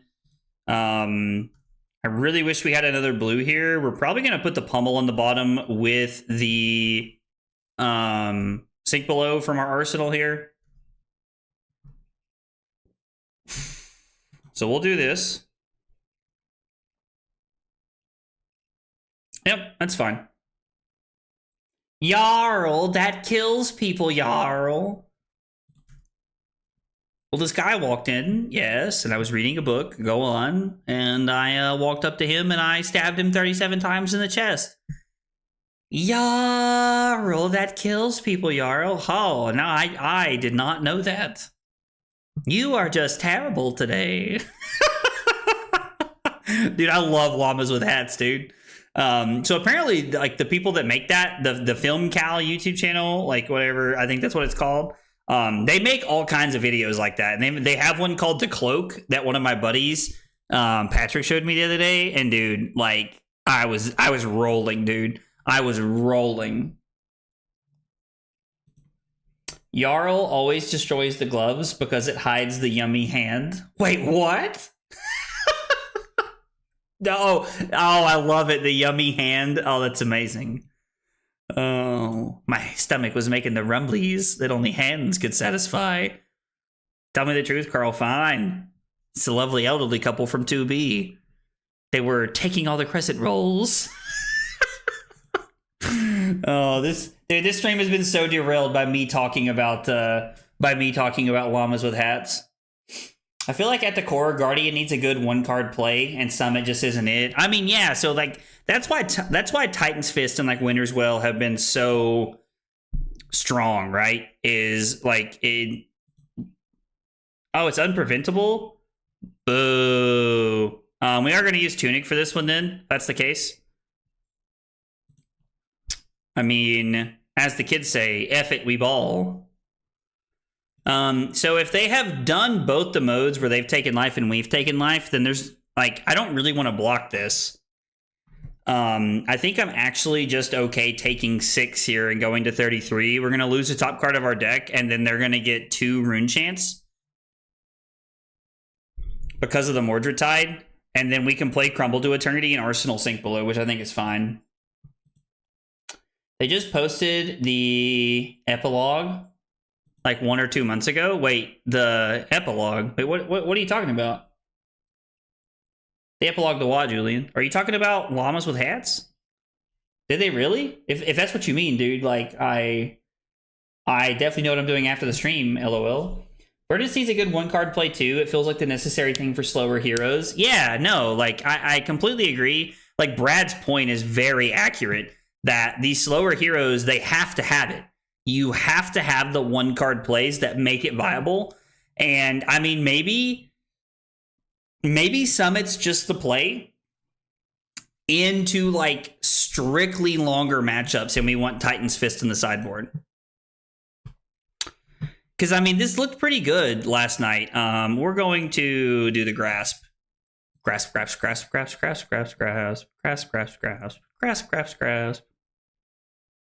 Because I would love to be able to get this thing off the board, dude. Getting that thing off the board would be so good. Okay, well, this hand blocks efficiently. I mean, we can't fuse the Oakenold. We could, hear me out. We could start off by taking some Rune Chants, play the Sink Below, put the Spinal Crush on the bottom to try and find an Earth card. It's like a 20-minute epilogue to Llamas with Hats. Yeah, I will definitely be watching that before I go to bed tonight. You guys, honestly, like, and like, I know this is like probably really weird, but the Llamas with Hats videos bring me a lot of joy. They truly bring me a lot of joy. Like, I love the Llamas with Hats videos. Also, guys, by the way, if you're new to the stream, you're hanging out with us for the first time, a couple things. One, make sure you hit that follow button, subscribe, whether you're hanging out wherever it is. Like if you're on YouTube. And also, we got 3 questions we ask everybody when they're new to the channel. What's your name? What got you into Flesh and Blood? And what are your favorite hot dog toppings? I would love to get to know more about you guys if you want to share some deets about yourselves. Well, that's kind of lame. I mean, I guess it's fine, right? All things considered. We're gonna pitch the Oakenold here. Yeah, I think we just have to keep the Oakenolds in the deck, right? They're just too powerful late game. And then I can block with the Gauntlets, sink below, play Warmongers on their turn, and then Arsenal Spinal Crush and buy myself a turn. I think that's good. I think that's good. Yo, Max Middleton, thank you for the sub on YouTube, brother. Appreciate you being here and hanging out with us. Guys, I know I just mentioned it, but since somebody subbed, I'm going to do it again. When you're new to the channel, guys, we got 3 questions we ask everybody. What's your name? What got you into Flesh and Blood? And what are your favorite hot dog toppings? I'd love to get to know you guys in the chat. Llamas with Hats is up there with ASDF movie, My Golden Age of Internet Buffoonery. Dude, that's the truth, though. The ASDF movies are like random things that like we quote all the time. Me and my friends do, like when we're playing Call of Duty and stuff. It's kind of funny because sometimes I find myself like explaining random things like that to Carly because she didn't really like, you know, do that kind of stuff like I did. And so like I do randomly find myself like explaining that stuff to her, and it's always funny. Yeah, I like trains. Oh man. Did you see the dog I posted this weekend? Huh? No, what dog? What are you talking about, dude? Did you post a dog? Like a picture of your dog in the Discord? Because I will definitely... Dude, I love dog pictures. I will happily go look at a picture of someone's dog. The hot dog? Oh, hang on. No.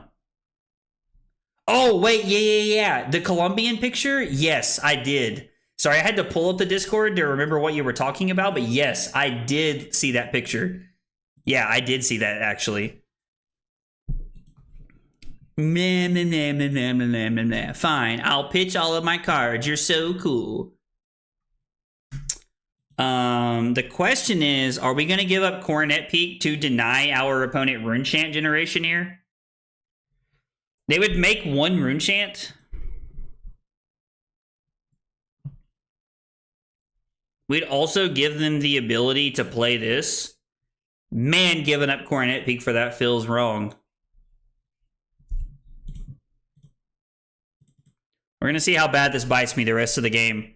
Because this actually gives me the ability to deny them the Requiem for the Damned card, and it denies them Rune Chants. We also took 0 arcane damage this turn.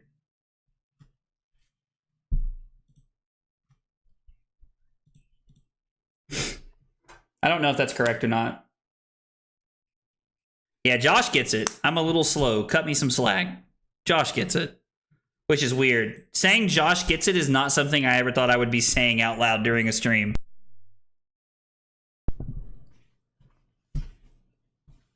Friends wanted to play Gartic Phone? I don't know what that is. What is Gartic Phone?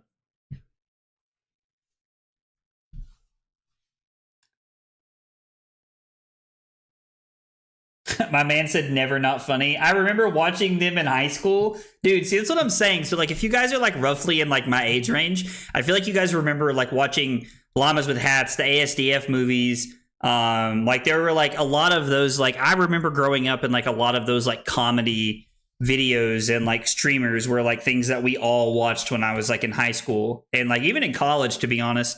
And I love that kind of stuff.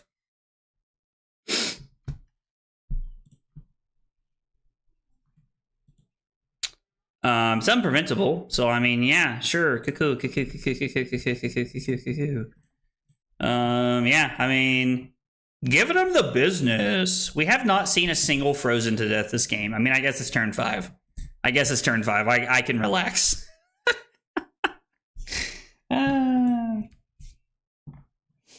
Garfield minus Garfield is also peak comedy. I don't know that one. Salad Fingers. Ooh, that's a classic. I remember that.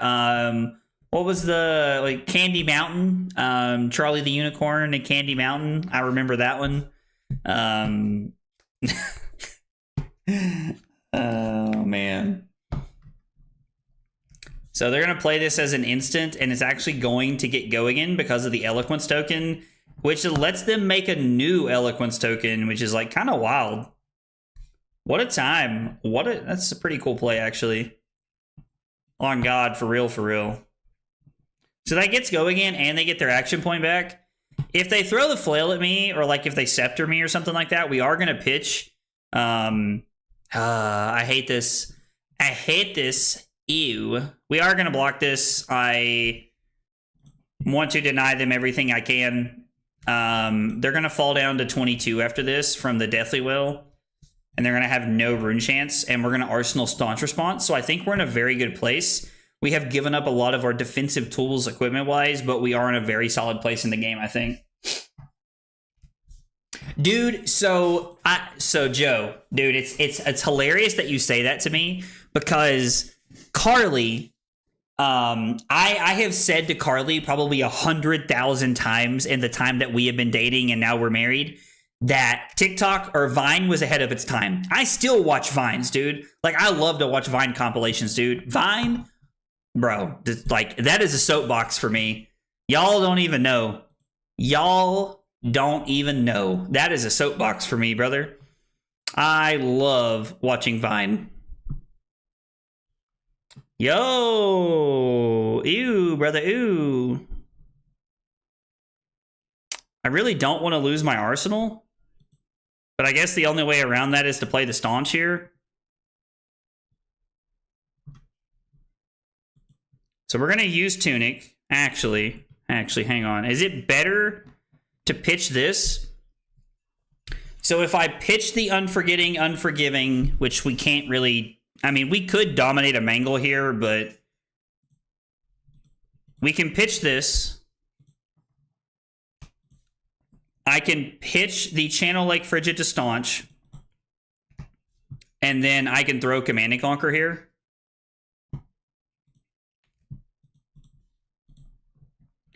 Now, it is interesting to note that if we had like a Nothos here or a Titan's Fist, we would be able to, or even if we had Sledge, we could like throw the hammer after. Ooh, I wasn't thinking about that. They're getting rid of their own arsenal too. Ew, gross. Raw face is just gross. So I guess I should have pitched the Unforgetting, Unforgiving to the Rune Chant and then used Tunic and the Command and Conquer to throw Staunch, and then pitch 2 to throw the Summit there. Would have been a better play. I have not seen Balloon Shop. I don't know what that is. You did not show me your dog's Halloween costume, Wally, but I want to see it. Yeah, Brad, have you never seen the ASDF movies, dude? Have you never seen those, Brad? It's a normal Garfield strip, but you erase Garfield from the strip, and just John is a schizophrenic guy, bro. See, I love things like that, dude. Like, things like that make me so happy, dude. I'm so glad that, like, streaming, I have found people who grew up watching and, like, seeing all the same stupid nonsense that I did. I really enjoy getting to talk about this stuff. Vine was the thing back in the day, man. It was. But I've never seen Balloon Shop. I don't know what that one is, Brian. If you haven't seen Dog Hug Me, I'm Scared, I'd highly recommend it. It's like Salad Fingers meets Sesame Street. What a that's like the crossover that nobody knew they needed right there. Trent's out there looking out for all of us. Okay. Don't hug me, I'm scared. Okay, I'm gonna have to look that one up. I mean, I like the idea of throwing the Frostfang here.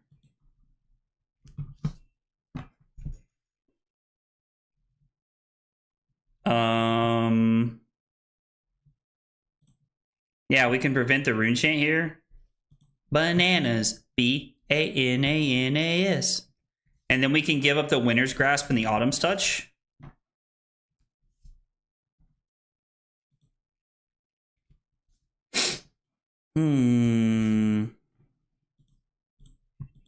and then I can throw the Frostfang.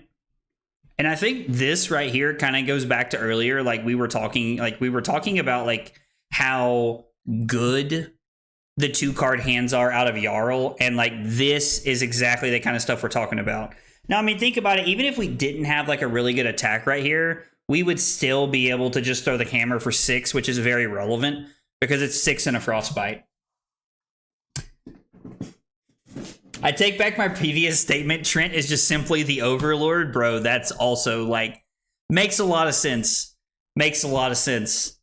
I mean, you know, I'm not saying anything, but you know, like Trent's wife does hold like a powerful position in the government. So I'm just saying. Balloon Shop and Olin Rogers. I still follow Olan's stuff. I don't know that one either.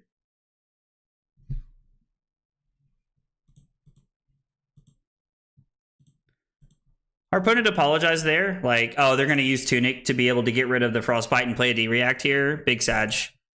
Big Sag. Dude, so that's what I honestly, like, if we had the Crown of Seeds here, or I'm sorry, not Crown of Seeds. If we had Coronet Peak here, I would have pitched Cranial Crush to this to just be able to arsenal this and save it for the pummeled. I would have, Chris. I'm glad I found people who love the ASDF movies as much as me, because my wife always looks at me like I'm stupid when I watch them, bro. Yeah, same. Samesies, dude. Carly always looks at me like I'm an idiot when we talk about stuff like that. Now, I have to say, we watched one the other day that Film Cow made, and it's called The Cloak. And it's like, it's a very like original one they made. Like, I mean, I'm talking years ago, like years and years ago. And oh, dude, if we would have arsenaled it, bro. And we watched it, and Carly actually thought that one was pretty funny. Like we had a good laugh about that one, to be honest. We had a good laugh about that one. I'll send you my favorite Olan video. Okay, man, shoot it to me on Discord, and I'll watch it. Vincent is active. So I'm kind of thinking we can just take all the rune chants here. We can block 6. I think playing the Hypothermia would be very good for us here. We're going to see if the Hypothermia gets the value we want this game. So I'm thinking that this might have been a better matchup to have Blizzard in, and Hypothermia would have been better against Viz. Somebody did point out that like there is a lot of conditional go again inside of Viserai, and I think that I just kind of like punted a little bit when sideboarding early on in the game there. So I think that like I could have made some better sideboarding decisions. On Thursday, I think I'm also going to try, I think we're going to try Titan's Fist and Sledge in the deck, because I'm going to be honest, it has not felt like it so far. Like, Summit has just not felt like it, but I'm really hoping that someone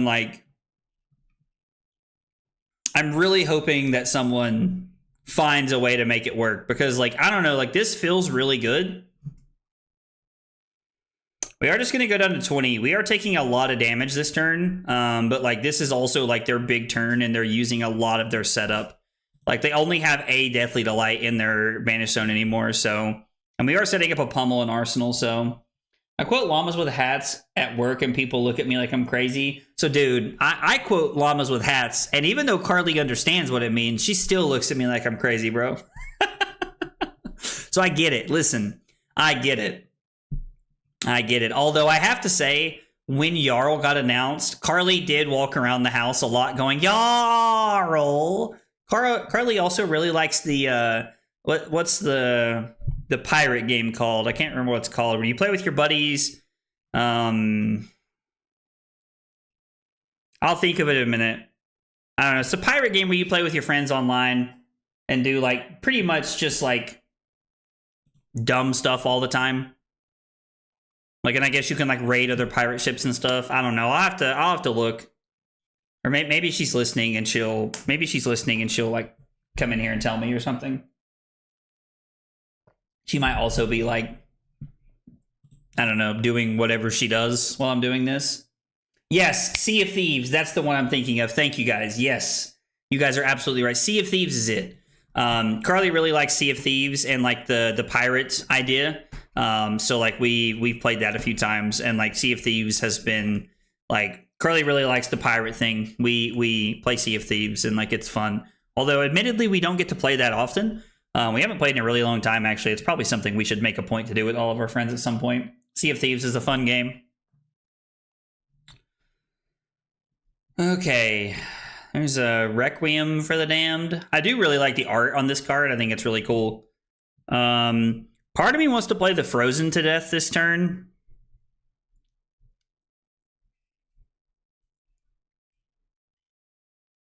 I don't know. Playing the Frozen to death this turn could be really good. We could get rid of that pesky grasp once and for all. We could also play the Emboldened here.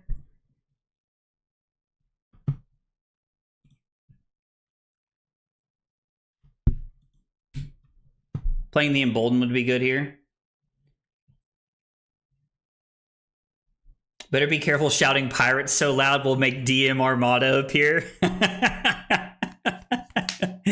I do remember him making a video about like pirates and Flesh and Blood one time, like really early on when I got into Flesh and Blood. I remember him making a video about that actually. I remember that like coming out and like me thinking that it was like funny. Like I enjoy stuff like that, so it's always funny to see stuff like that. Guys, by the way, one thing that I'm working on doing, and I told Carly about this the other day, but it's not something I've ever really done before. Well, hang on, let me type this out really quick first that I've got over here. We're playing Vincent, and we went first, trying to get everything on the log. But one thing that I'm gonna do is I'm going to make an attempt to write an article. I have never really done that before, but for everybody who is a subscriber on Twitch or a member on YouTube and has their Discord linked to their subscription or membership, I'm going to be posting an article about my time in Columbus in the tournament and how I think things could improve. So if you guys haven't joined the membership, or if it's something you've been thinking about, then maybe a good reason to look into something like that. But we have to take this one, right? And then there's what? 2 more rune chants coming in, so we should just pitch to block here.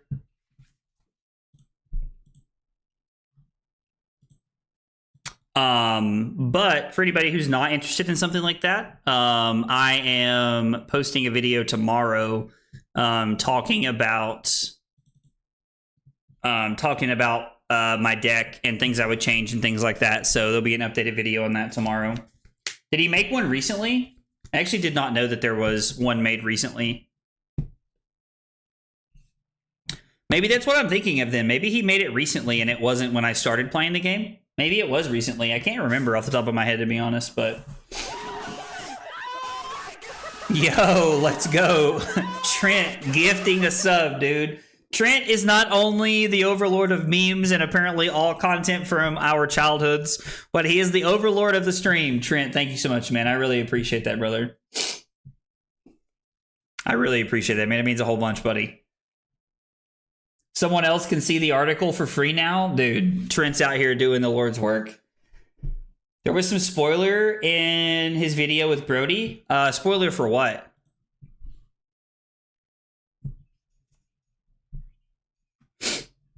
I will block the flail if he throws it at us. We're going to take 1 off the rune chant, and then I'm going to block the Flail of Agony. I do not want them to have...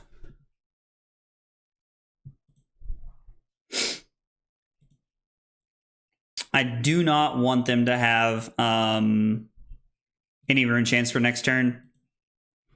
They have managed to clear out all of their blood debt. So now, like, their blood debt's gone. They're not really just losing the game anymore. But we have managed to kind of, like, reset them. And that is a big part of playing against these decks. Okay, here we go. It's time to pummel a Frostfang. Chris, strap in. Oh, talks of pirates in his spoiler video? Oh, that's cool. Fab announced a new gym dashboard for those interested. Ooh, so I would actually really like a better gym dashboard. Like, that's not even a joke, fam. I would actually really enjoy a new gym dashboard. I think that would be a very positive thing for Flesh and Blood. I also think they should just make an app. Like, I'm going to be honest. I don't know if that's a popular or unpopular opinion, but they should just make an app. They should just make an app for gym. I'm so tired of having to use Safari every time I go to an event. That would probably be like my one thing that I would say. Truthfully, that would be like my one thing I would say. Is that I wish they had an app. I have no idea how they did that, but that's kind of cool. We're just going to take the rune chance down to 16 here. I am going to give a sink below.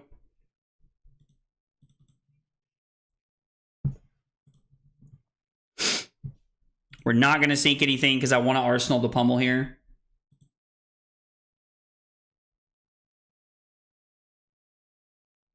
Listen, using Safari versus using Google is the same thing. I want to use an app. I don't want to have to use a web browser. Like, one, I'm not somebody who thinks iPhones or Googles or Androids or anything are better. I like Apple because I've had Apple most of my life. Actually, the phone before I had my iPhone, my most recent iPhone was actually like a Samsung or something, I think. So like I like, it's not like, I don't know. It's not like I'm saying that like I just think this is better or that's better or something like that, because it's definitely not the case. But my want for an app has nothing to do with Safari versus Google. I just don't like having to use an internet browser. I wish they had an app. And to Julian's point, apps are expensive. That is fair. Like, apps are very expensive, and that makes a lot of sense. I get that.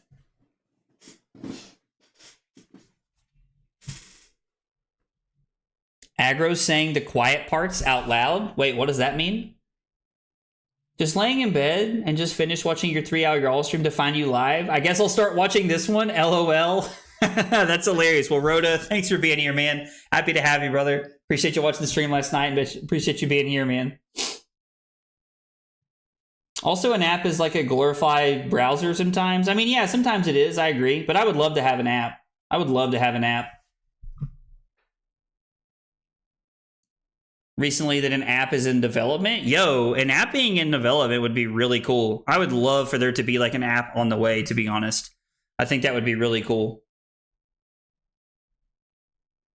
Oh yeah, I mean, listen, I'm all for them making the player base life easier, and I understand that like the app only makes sense like once they're at like, you know, a financial threshold of some variety. But I am a big believer in like, so I've said this before and I'll say this again. There were some things that Magic did correctly that live in this little ball, right? There are more things, in my opinion, that Flesh and Blood has done correctly that lives in this bigger ball over here. I feel like LSS is like almost afraid to do the things that Magic and like WotC has done correctly because they don't want to feel like they're being the same or something like that. And I don't really know why, but I really, really, really wish they would just jump on board and do some of the things that WotC has done correctly. Like, and an app. The app for Magic is a great example of that, in my opinion. I am a firm believer in that. Dude, let's go. Baby Oakenold right here, son. Discard a card. And now it's pay 2 or discard a card.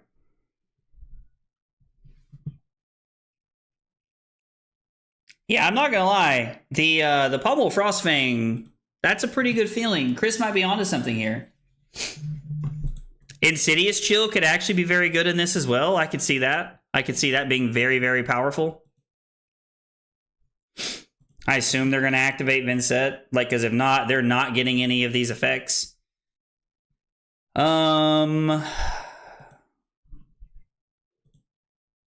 There's 2 more Rune Chants coming in. I am going to pitch the Winner's Bite here. And then this is coming in for 7, which means it gets blocked very efficiently like this.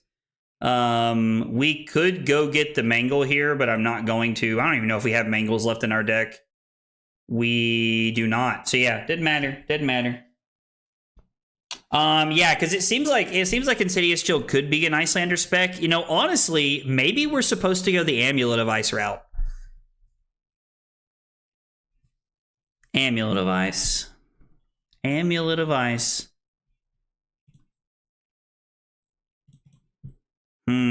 Pause, dude. Are we supposed to be on Amulet of Ice? Are we supposed to be on Amulet of Ice?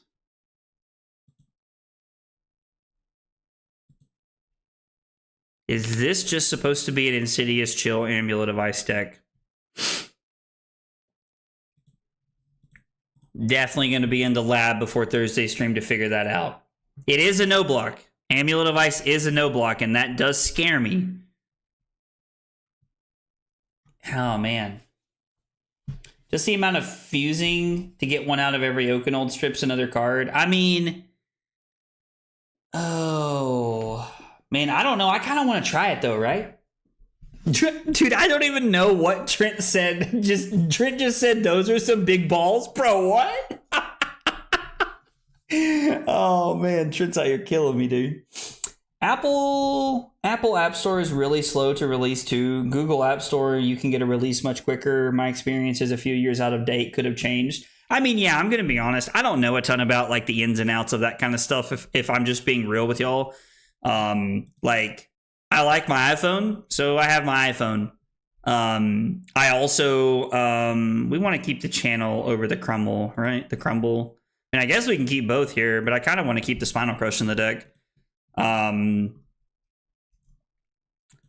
Is there any way for them to give this go again? I think the answer is no, so we're going to keep the Spinal Crush here.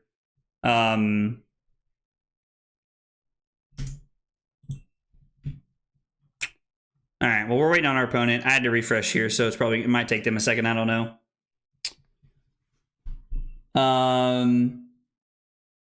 Insidious Chill is a 2-block. Insidious Chill blocks for 2, unfortunately, and Amulet of Ice is a no-block.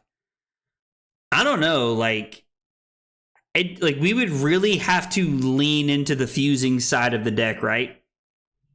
Which would really be ice heavy.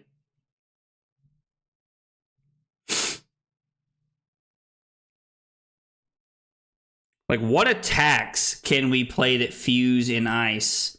Like, we would have to lean into, like, Biting Gale is, like, a defense reaction that comes to mind off the top of my head. You'd have to lean into the Biting Gale side of things, probably. I'd have to look and see what all the fuse attacks are, because I'm going to be honest, I don't know what they are off the top of my head. No, dude, you're good, Roller. You're good, brother. No worries, man. Dude, like, you are all good, man. All good. Stay away from Amulet is a no block and one-time discard effect. I mean, yeah, so I think everything's worth a try. Glacial Footstep, Oakenold, 3 Frost Kills. I don't know what Frost Kill is. I know there's a 3-cost card that if you Ice Fuse, it like gives a Frostbite when it hits. It's like I can't remember what it does, but it gives a Frostbite when it hits. Wow, we actually cannot fuse with the Frozen to Death here, but you know what we can do? We can pummel a Spinal Crush. And if my time playing Guardian has taught me anything, it's that pummeling a Spinal Crush is pretty freaking good. So we might just be in there like Swimwear this turn. I think if you want Amulet, I mean, we're on Winner's Bite. We're on Winner's Bite, right? But Amulet, I mean, because we can't play Frost Hex, right? Like, we cannot play Frost Hex. That is specifically an Icelander card, if I remember correctly. I'm pretty sure that's an Icelander spec.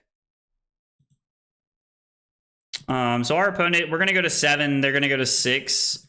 We're going to pummel the Spinal Crush, and then we're going to Arsenal Staunch here.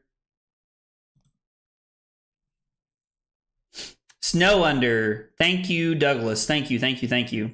Oh, and Pseudo, yes. 3 for 7 Ice Fuse on hit Frosty Boy. Like, is that worth it? Okay, we may spend the last 30 minutes of the stream like cooking in the lab here to see what we can come up with. You know what? We're gonna do that thing where we run a poll. Would you guys rather play games? Start a poll. Build, Fuse, Jarl, or games. Games, build, Jarl. Start poll. Let's go over here. I gotta remember which one the poll is here. Not prediction, manage poll. No, get out of it. I want to start a new poll. Good Lord. Play games or build Fuse Jarl. Games, build Jarl. Start poll. You guys can deliberate. You guys can vote on that kind of stuff while I am playing out the rest of this game here. Sorry, opponent. I was running a poll for the chat. They understand. They understand. At least I'm telling myself they understand. Did my opponent just say whoops?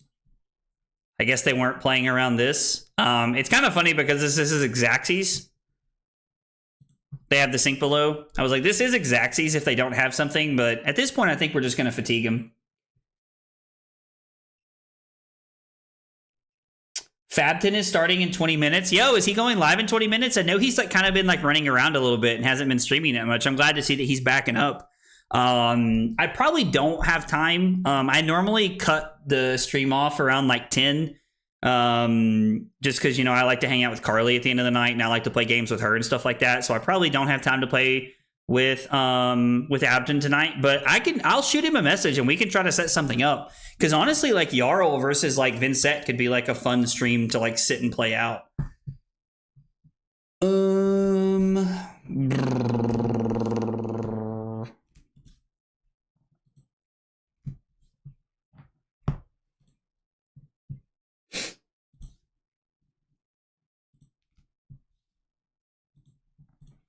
I don't know if giving up Tunic is correct here, but we're going to do it.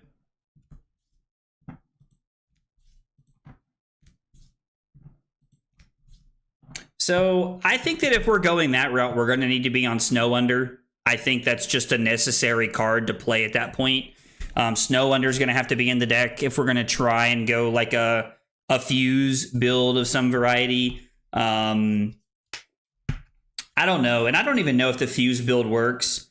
Like, getting Insidious Chills into play is really hard because there's a lot of setup involved. Let's see. All right, so it was build Jarl. All right, so it's build Jarl. All right, build Jarl is pretty much unanimous at this point, it feels like. After looking at the polls there, so we're gonna be looking at building a Fuse version of Jarl after this. See what we can get together here. This could be fun. I'm honestly pretty excited to see this one. Listen, if they're blocking with 2 cards, like, we're winning this game. We're just kind of falling back on the fatigue plan right now, which is really the plan into Vincent in a lot of situations. We do not have the last pummel. I don't remember where we pitched it. I'm not even going to sit here and like play with y'all like I know where that's at. If this is coming back around, it's got to be somewhat close though, right?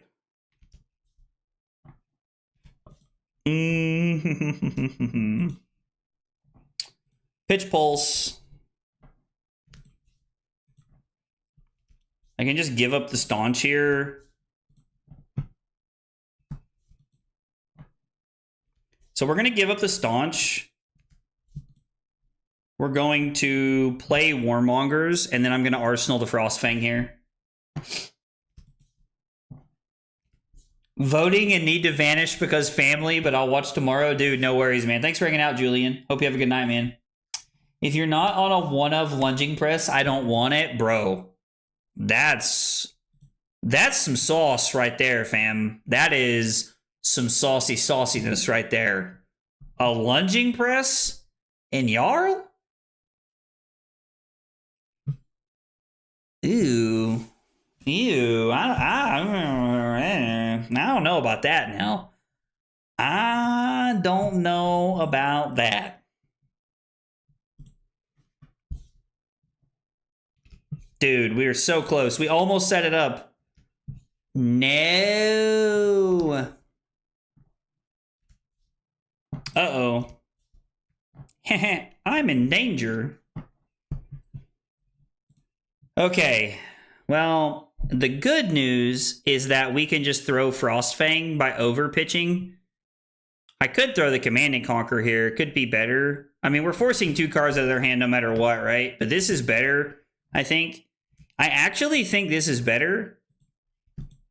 We can do this, and it's kind of fun because this represents the last pummel that they haven't seen yet. We can discard this to gain some life here, although they could have a Sink Below in this hand. I think they pitched one. I think they have a Sink Below here, which is fine. They can play around the Frostbite this way, but it's right. Ooh, brother, ooh. Nobody ever expects it when they're trying to let 3 leak through on a Crush effect. I mean, yeah, if you get to live the dream on that of a Spinal Crush, like we're living the dream, right? Okay, so here's what I tell everybody. If Lunging Press block 3, it would probably be a staple in so many more decks. But the fact that it only blocks 2 makes it so bad in a lot of situations. Give me the Sink Below, which is good because it takes another card out of your hand. Like, this is fine with me. This is actually so good. Jarl's Text late game makes these defense reactions so freaking weak, it is crazy. And I'm pretty sure we have an Ice card coming up, but not an Earth card. But honestly, at this point, I think the 2 life is worth it. The 2 life is just worth it. We're trying to fatigue them. We're just trying to run them out of cards here. So I think that's really the game plan.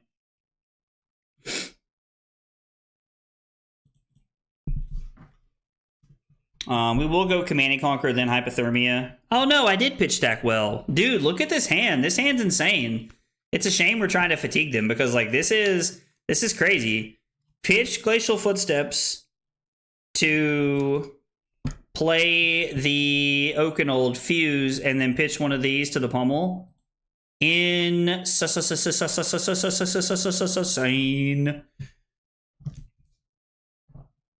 I don't think we can take enough damage here to... I don't think we can take enough damage here to make this happen. Are you going to Vincent? You are. Takes balls when you're at 3, fam. I respect it, to be honest. Yeah, so we have to take this one.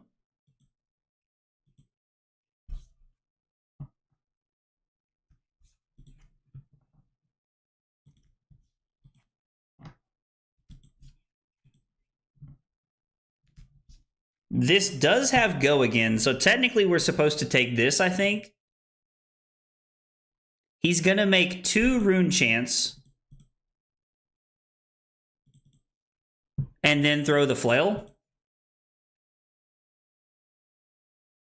Nah, dude, there's no goblins around here. There's no goblins around here, Trent. Nah, it ain't been that long. It ain't been that long. Okay, now I gotta admit, lunging, pressing a Frostfang would be sweet. You have my attention there. Leaving me with a card was a mistake. Throwing Oakenold non-fused when you're at 1, worth it. Give me all your cards, and then you gotta blood it. You gotta blood it. Alright, so we ended up getting there. Oh, they did say good game. I'm gonna go ahead and just say it. I don't want to be rude. Feels rude to not say good game back to them. No, we did not set up a second fuse with the Oakenold. Dude, I'm getting so washed at Guardian, bro. It's crazy how like bad I'm becoming at Guardian so quickly. Okay. Let me update my testing list really here, my testing sheet. When fatigue plan paid out late Pummel, Spinal, second cycle, gave us a huge tempo lead late. All right. Okay, let's do it. You know what? Let's do it. Let's build Jarl. Wait, what?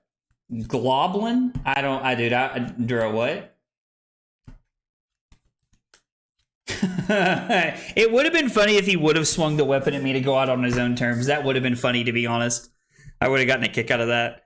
All right, let's do this. So we're gonna create a deck here.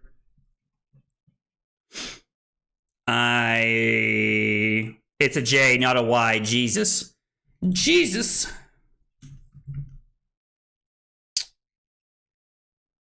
We're gonna go Fusey Boy. We're gonna call it Fusey Boy. I like that. I like that name.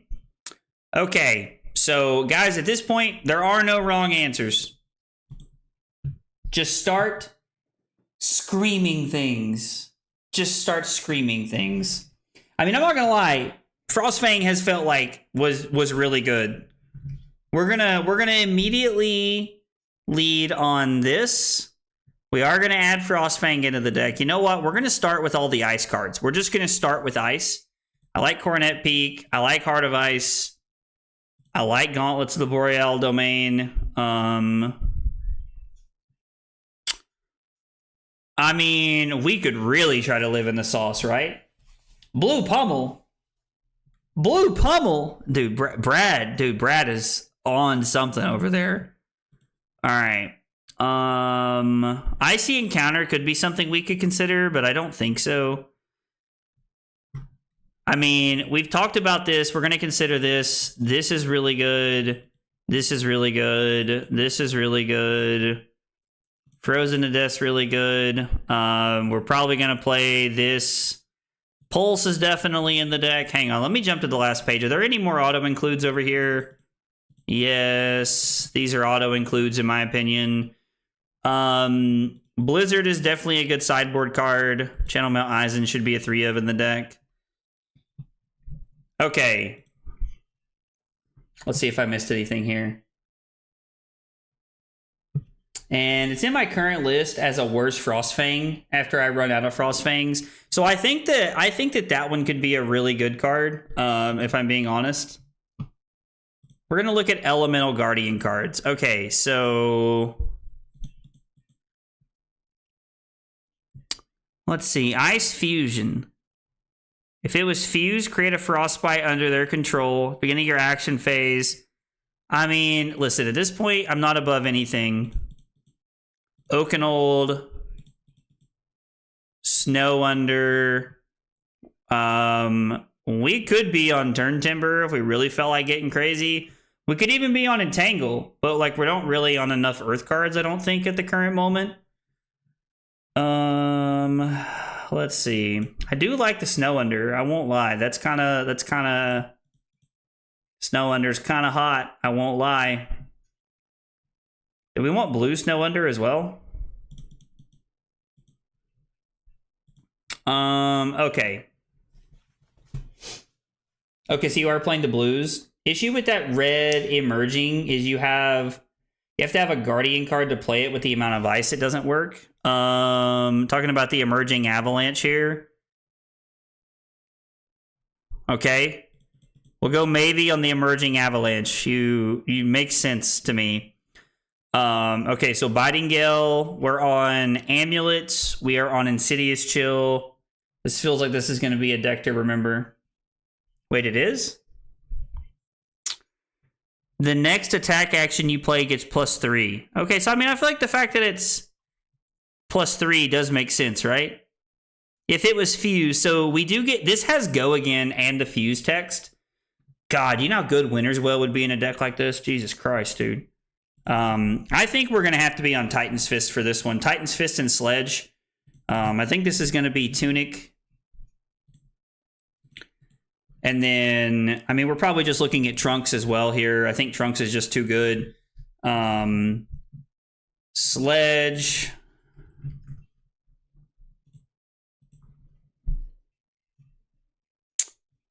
Trying to think of what else we have that we're like not really like looking at yet.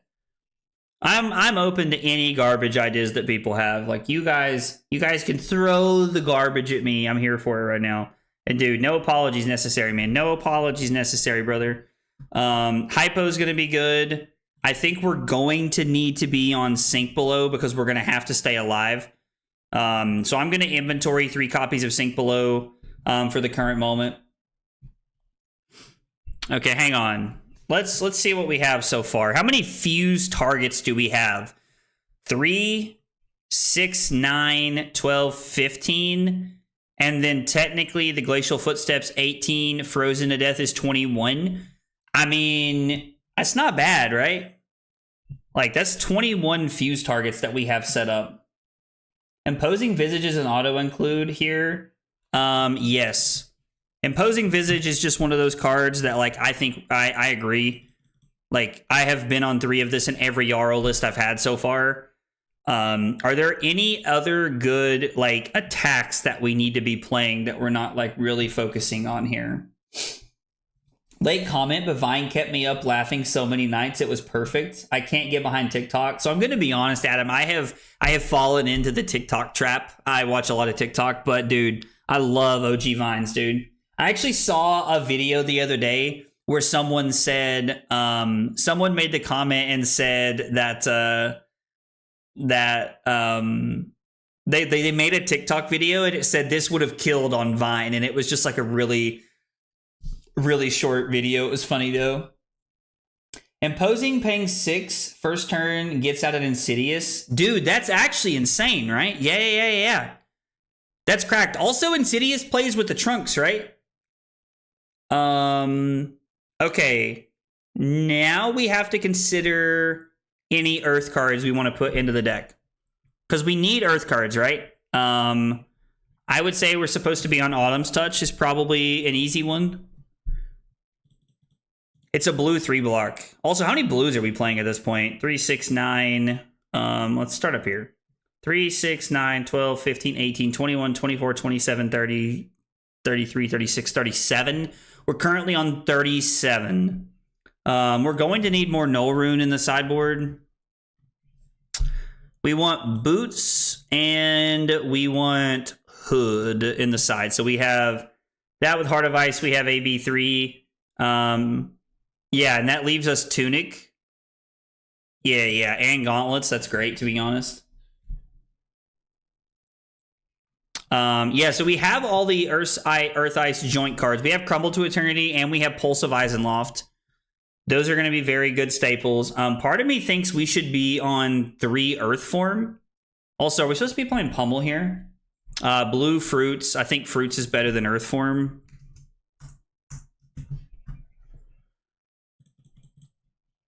$39 blues is probably too many, right?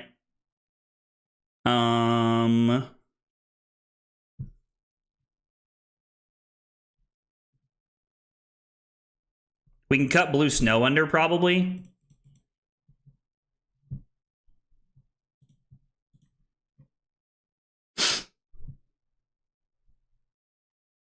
I don't hate Icy Encounter. I know Brad just brought it up. Yeah, Guardian with no Pummel feels really weird. No, that's not how you spell Pummel. Jesus, my brain just like stopped working right there. I wonder if Pummels are probably a sideboard decision if I had to guess. No, that's wrong. We're going to play 2 Pummels. We're going to play 2 Pummels here.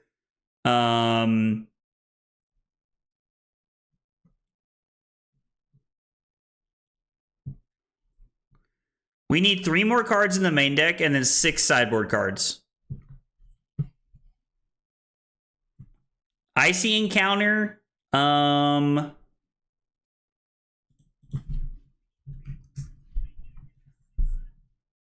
I wonder if Icy Encounter is just good enough at blues. Is it ICY? Yeah. Like, do we need reds of this at 2 for 6, or do we want blues? Staunch is going to go in the sideboard.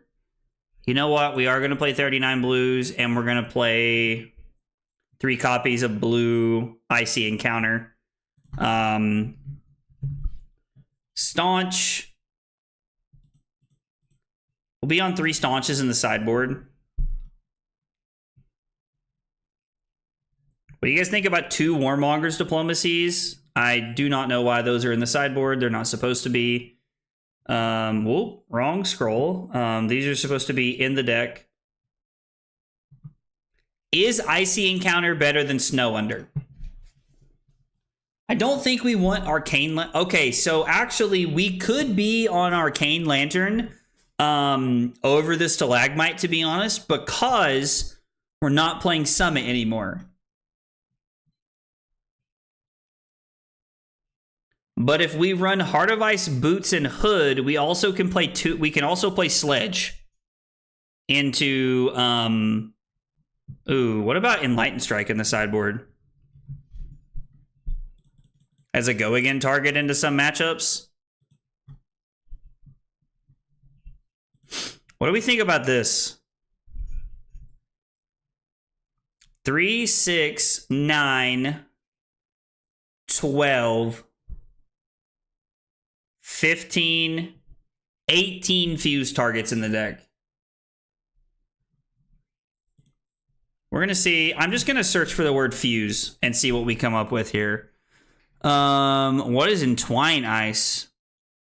It's a 1 for 5 that gets Dominate. Jesus, that seems terrible. When you attack with this, it gains Dominate unless they pay 2. That doesn't seem very good. What is Weave Ice? It's +3.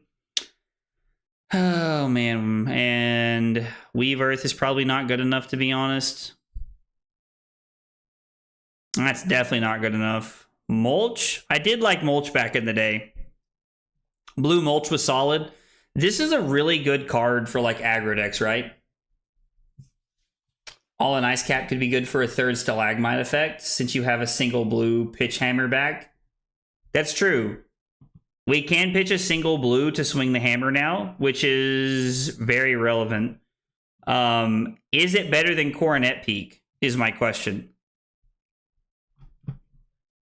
You know what? We're going to play 2 staunches, and we're going to play All in Ice Cap in the sideboard. Is it 2 L's or 1 L? Do we know? We're just going to do this and see. It is 2 L's. We're going to play a 1 of All in Ice Cap in the sideboard. I don't hate that. There are 3, 6, 9, 10 Earth cards in the deck for Oakenold, so these are going to be strictly for second cycle fusing. It's going to be, we're either going to get really lucky or strictly do it second cycle.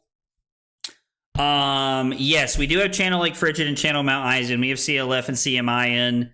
We have both of those in. Yeah, we sure do. Good catch, though, Brad. 2 Pummels and 1 Lunging Press. Y'all are killing me with the Lunging Press, but I'm willing to try it.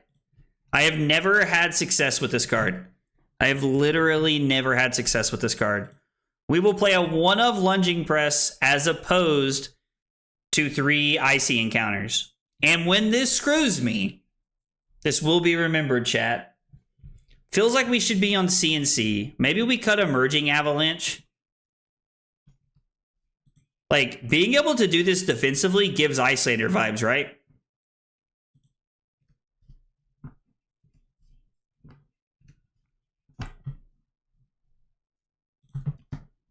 Maybe we cut this and play Command and Conquer because it's just good enough, I think.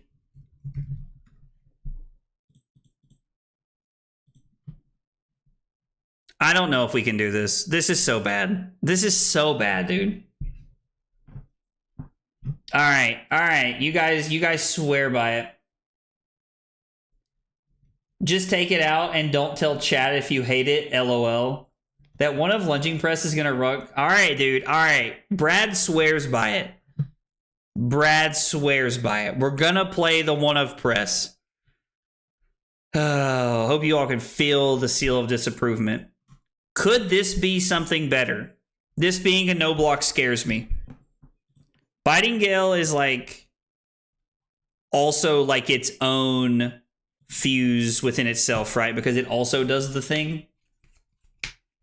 Like Biting Gale also does the thing. Is there any world we're supposed to cut this and play a blue Earth card?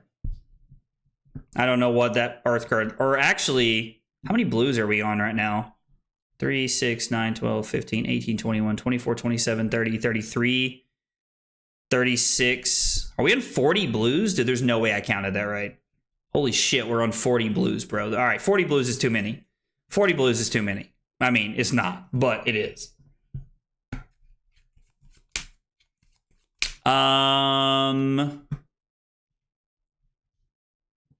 There's not a point to using the new gloves without Mangle JP. Good question. I'm not gonna lie, someone hit me with a lunging press on CNC when I had no idea the card existed and they ran it as a one of, and it ruined your day. Yeah, it does do that sometimes. It does do that. I mean, CNC, Frostfang, Icy Encounter, Oakenold, they do all to just take 1 damage. That is fair. Tome? Which tome are you referring to, John? You gotta slap a dark mode theme on February, making it hard for me to sneak watch while putting my daughter to sleep. So, dude, I'm so... Like, Adam, I'm sorry. I don't use dark mode on anything.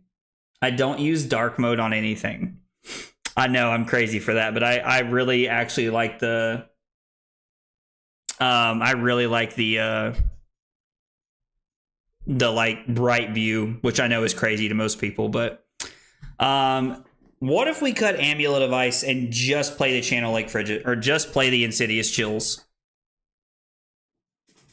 Because we have 6 copies of it on turn 0. Actually, we have 9 copies of it. Yeah, everybody uses dark mode on everything but me. I know, dude, I'm like crazy for that. I get a lot of hate for that. Still want to break these equipment, more Frostbites from Jarl. So here is what I would say. We can add Mangles if we cut some blues. We're on 40 blues right now. I have no problem going to 37. That's why I need my glasses. Too much light mode, bro. Okay. What if we cut Amulet of Ice? Man, just having 9 copies of this is so strong, dude. It's so strong.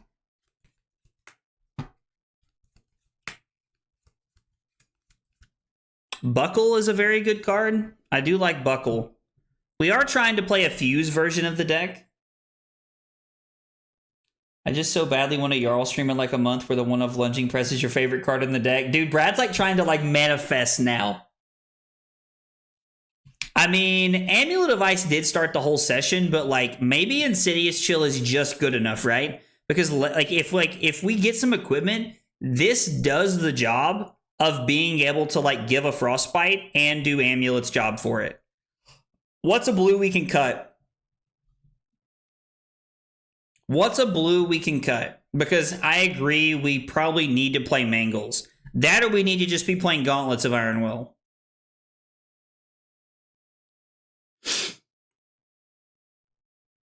We could play Crater Fist. Can everyone else hear? Wait, what happened? Am I not coming through? Is the audio? It looks like it is. It says it is. Oh, Trent said, never mind, I'm a boob. Okay. Also, I love the use of the word boob right there. Right now, Mangle's being replaced by Snow Under, if I'm being honest. Cut the Icy Encounter. So I'm going to be honest, I don't really like the 2 of Icy Encounter either, if I'm being honest. What if we did that and played 2 Mangles? Like, Icy Encounter is not bad. But I don't know, man.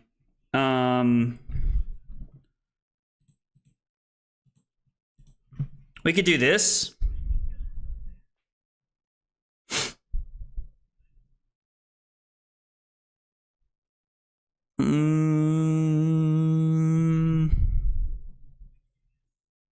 I don't know. I'm trying to decide, like, what... It just feels like there's something we're missing. Like, this looks really close to what I had in mind when we started this. Yeah, I mean, like, definitely that Oakenolds are second cycle, bro. 100%. It has to be the game plan here. 100%.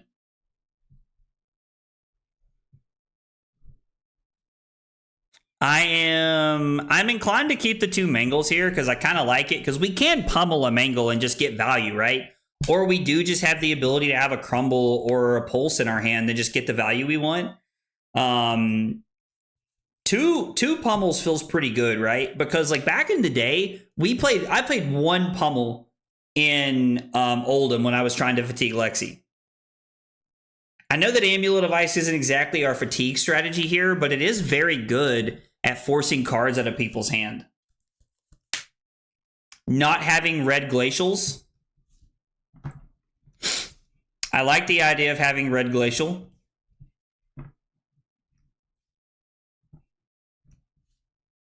I do. I like the idea of having red glacial.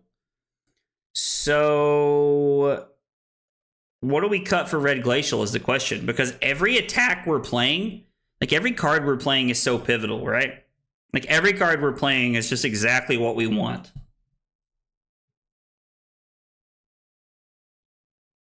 I agree that playing red glacial does seem very solid in this list with what we're trying to accomplish. We're playing blues because I'm not really a fan of red glacial unless it's the Guardian Mirror. Like, red glacial feels like it would be that or staunch in the sideboard, in my opinion. And, like, we're on staunches for that reason, I think. We might try it like this. I don't know. It feels like there's something we're missing here.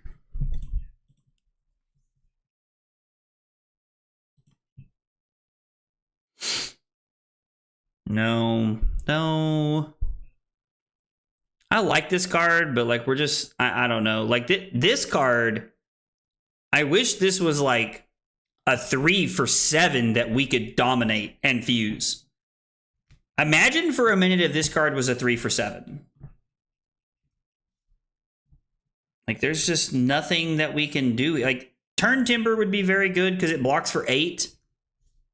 But the lack of consistency to fuse would just be too bad, I think. Arctic could be really solid. I kind of like the idea of the Eisenhower plan, but it didn't work in Icelander. I don't know why it would work here either. We could be on like a red Winter's Bite strategy or something like that. If we were going to play red Winter's Grasp, we should just play red Icy Encounter. I don't know. This feels like this is where we need to start. No, we do have sinks in the sideboard.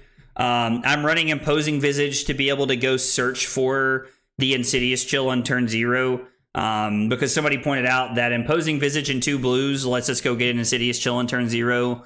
Also, having Visage, Insidious Chill, and Amulet gives us 9 opportunities to just be like... It gives us 9 chances in a 60-card list to find a turn 0 Chill or Amulet effect, which is really good. I think we're going to start here. I think this is... I'm going to test this over the next 2 days and see what it feels like. And I will come back to you all with my thoughts on what we're going to do and how this is going to feel. Because this is the most fun version of Jarl I've seen so far.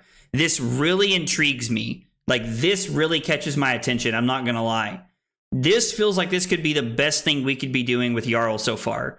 Also, by the way, Chris was completely right. This card has been an all-star tonight.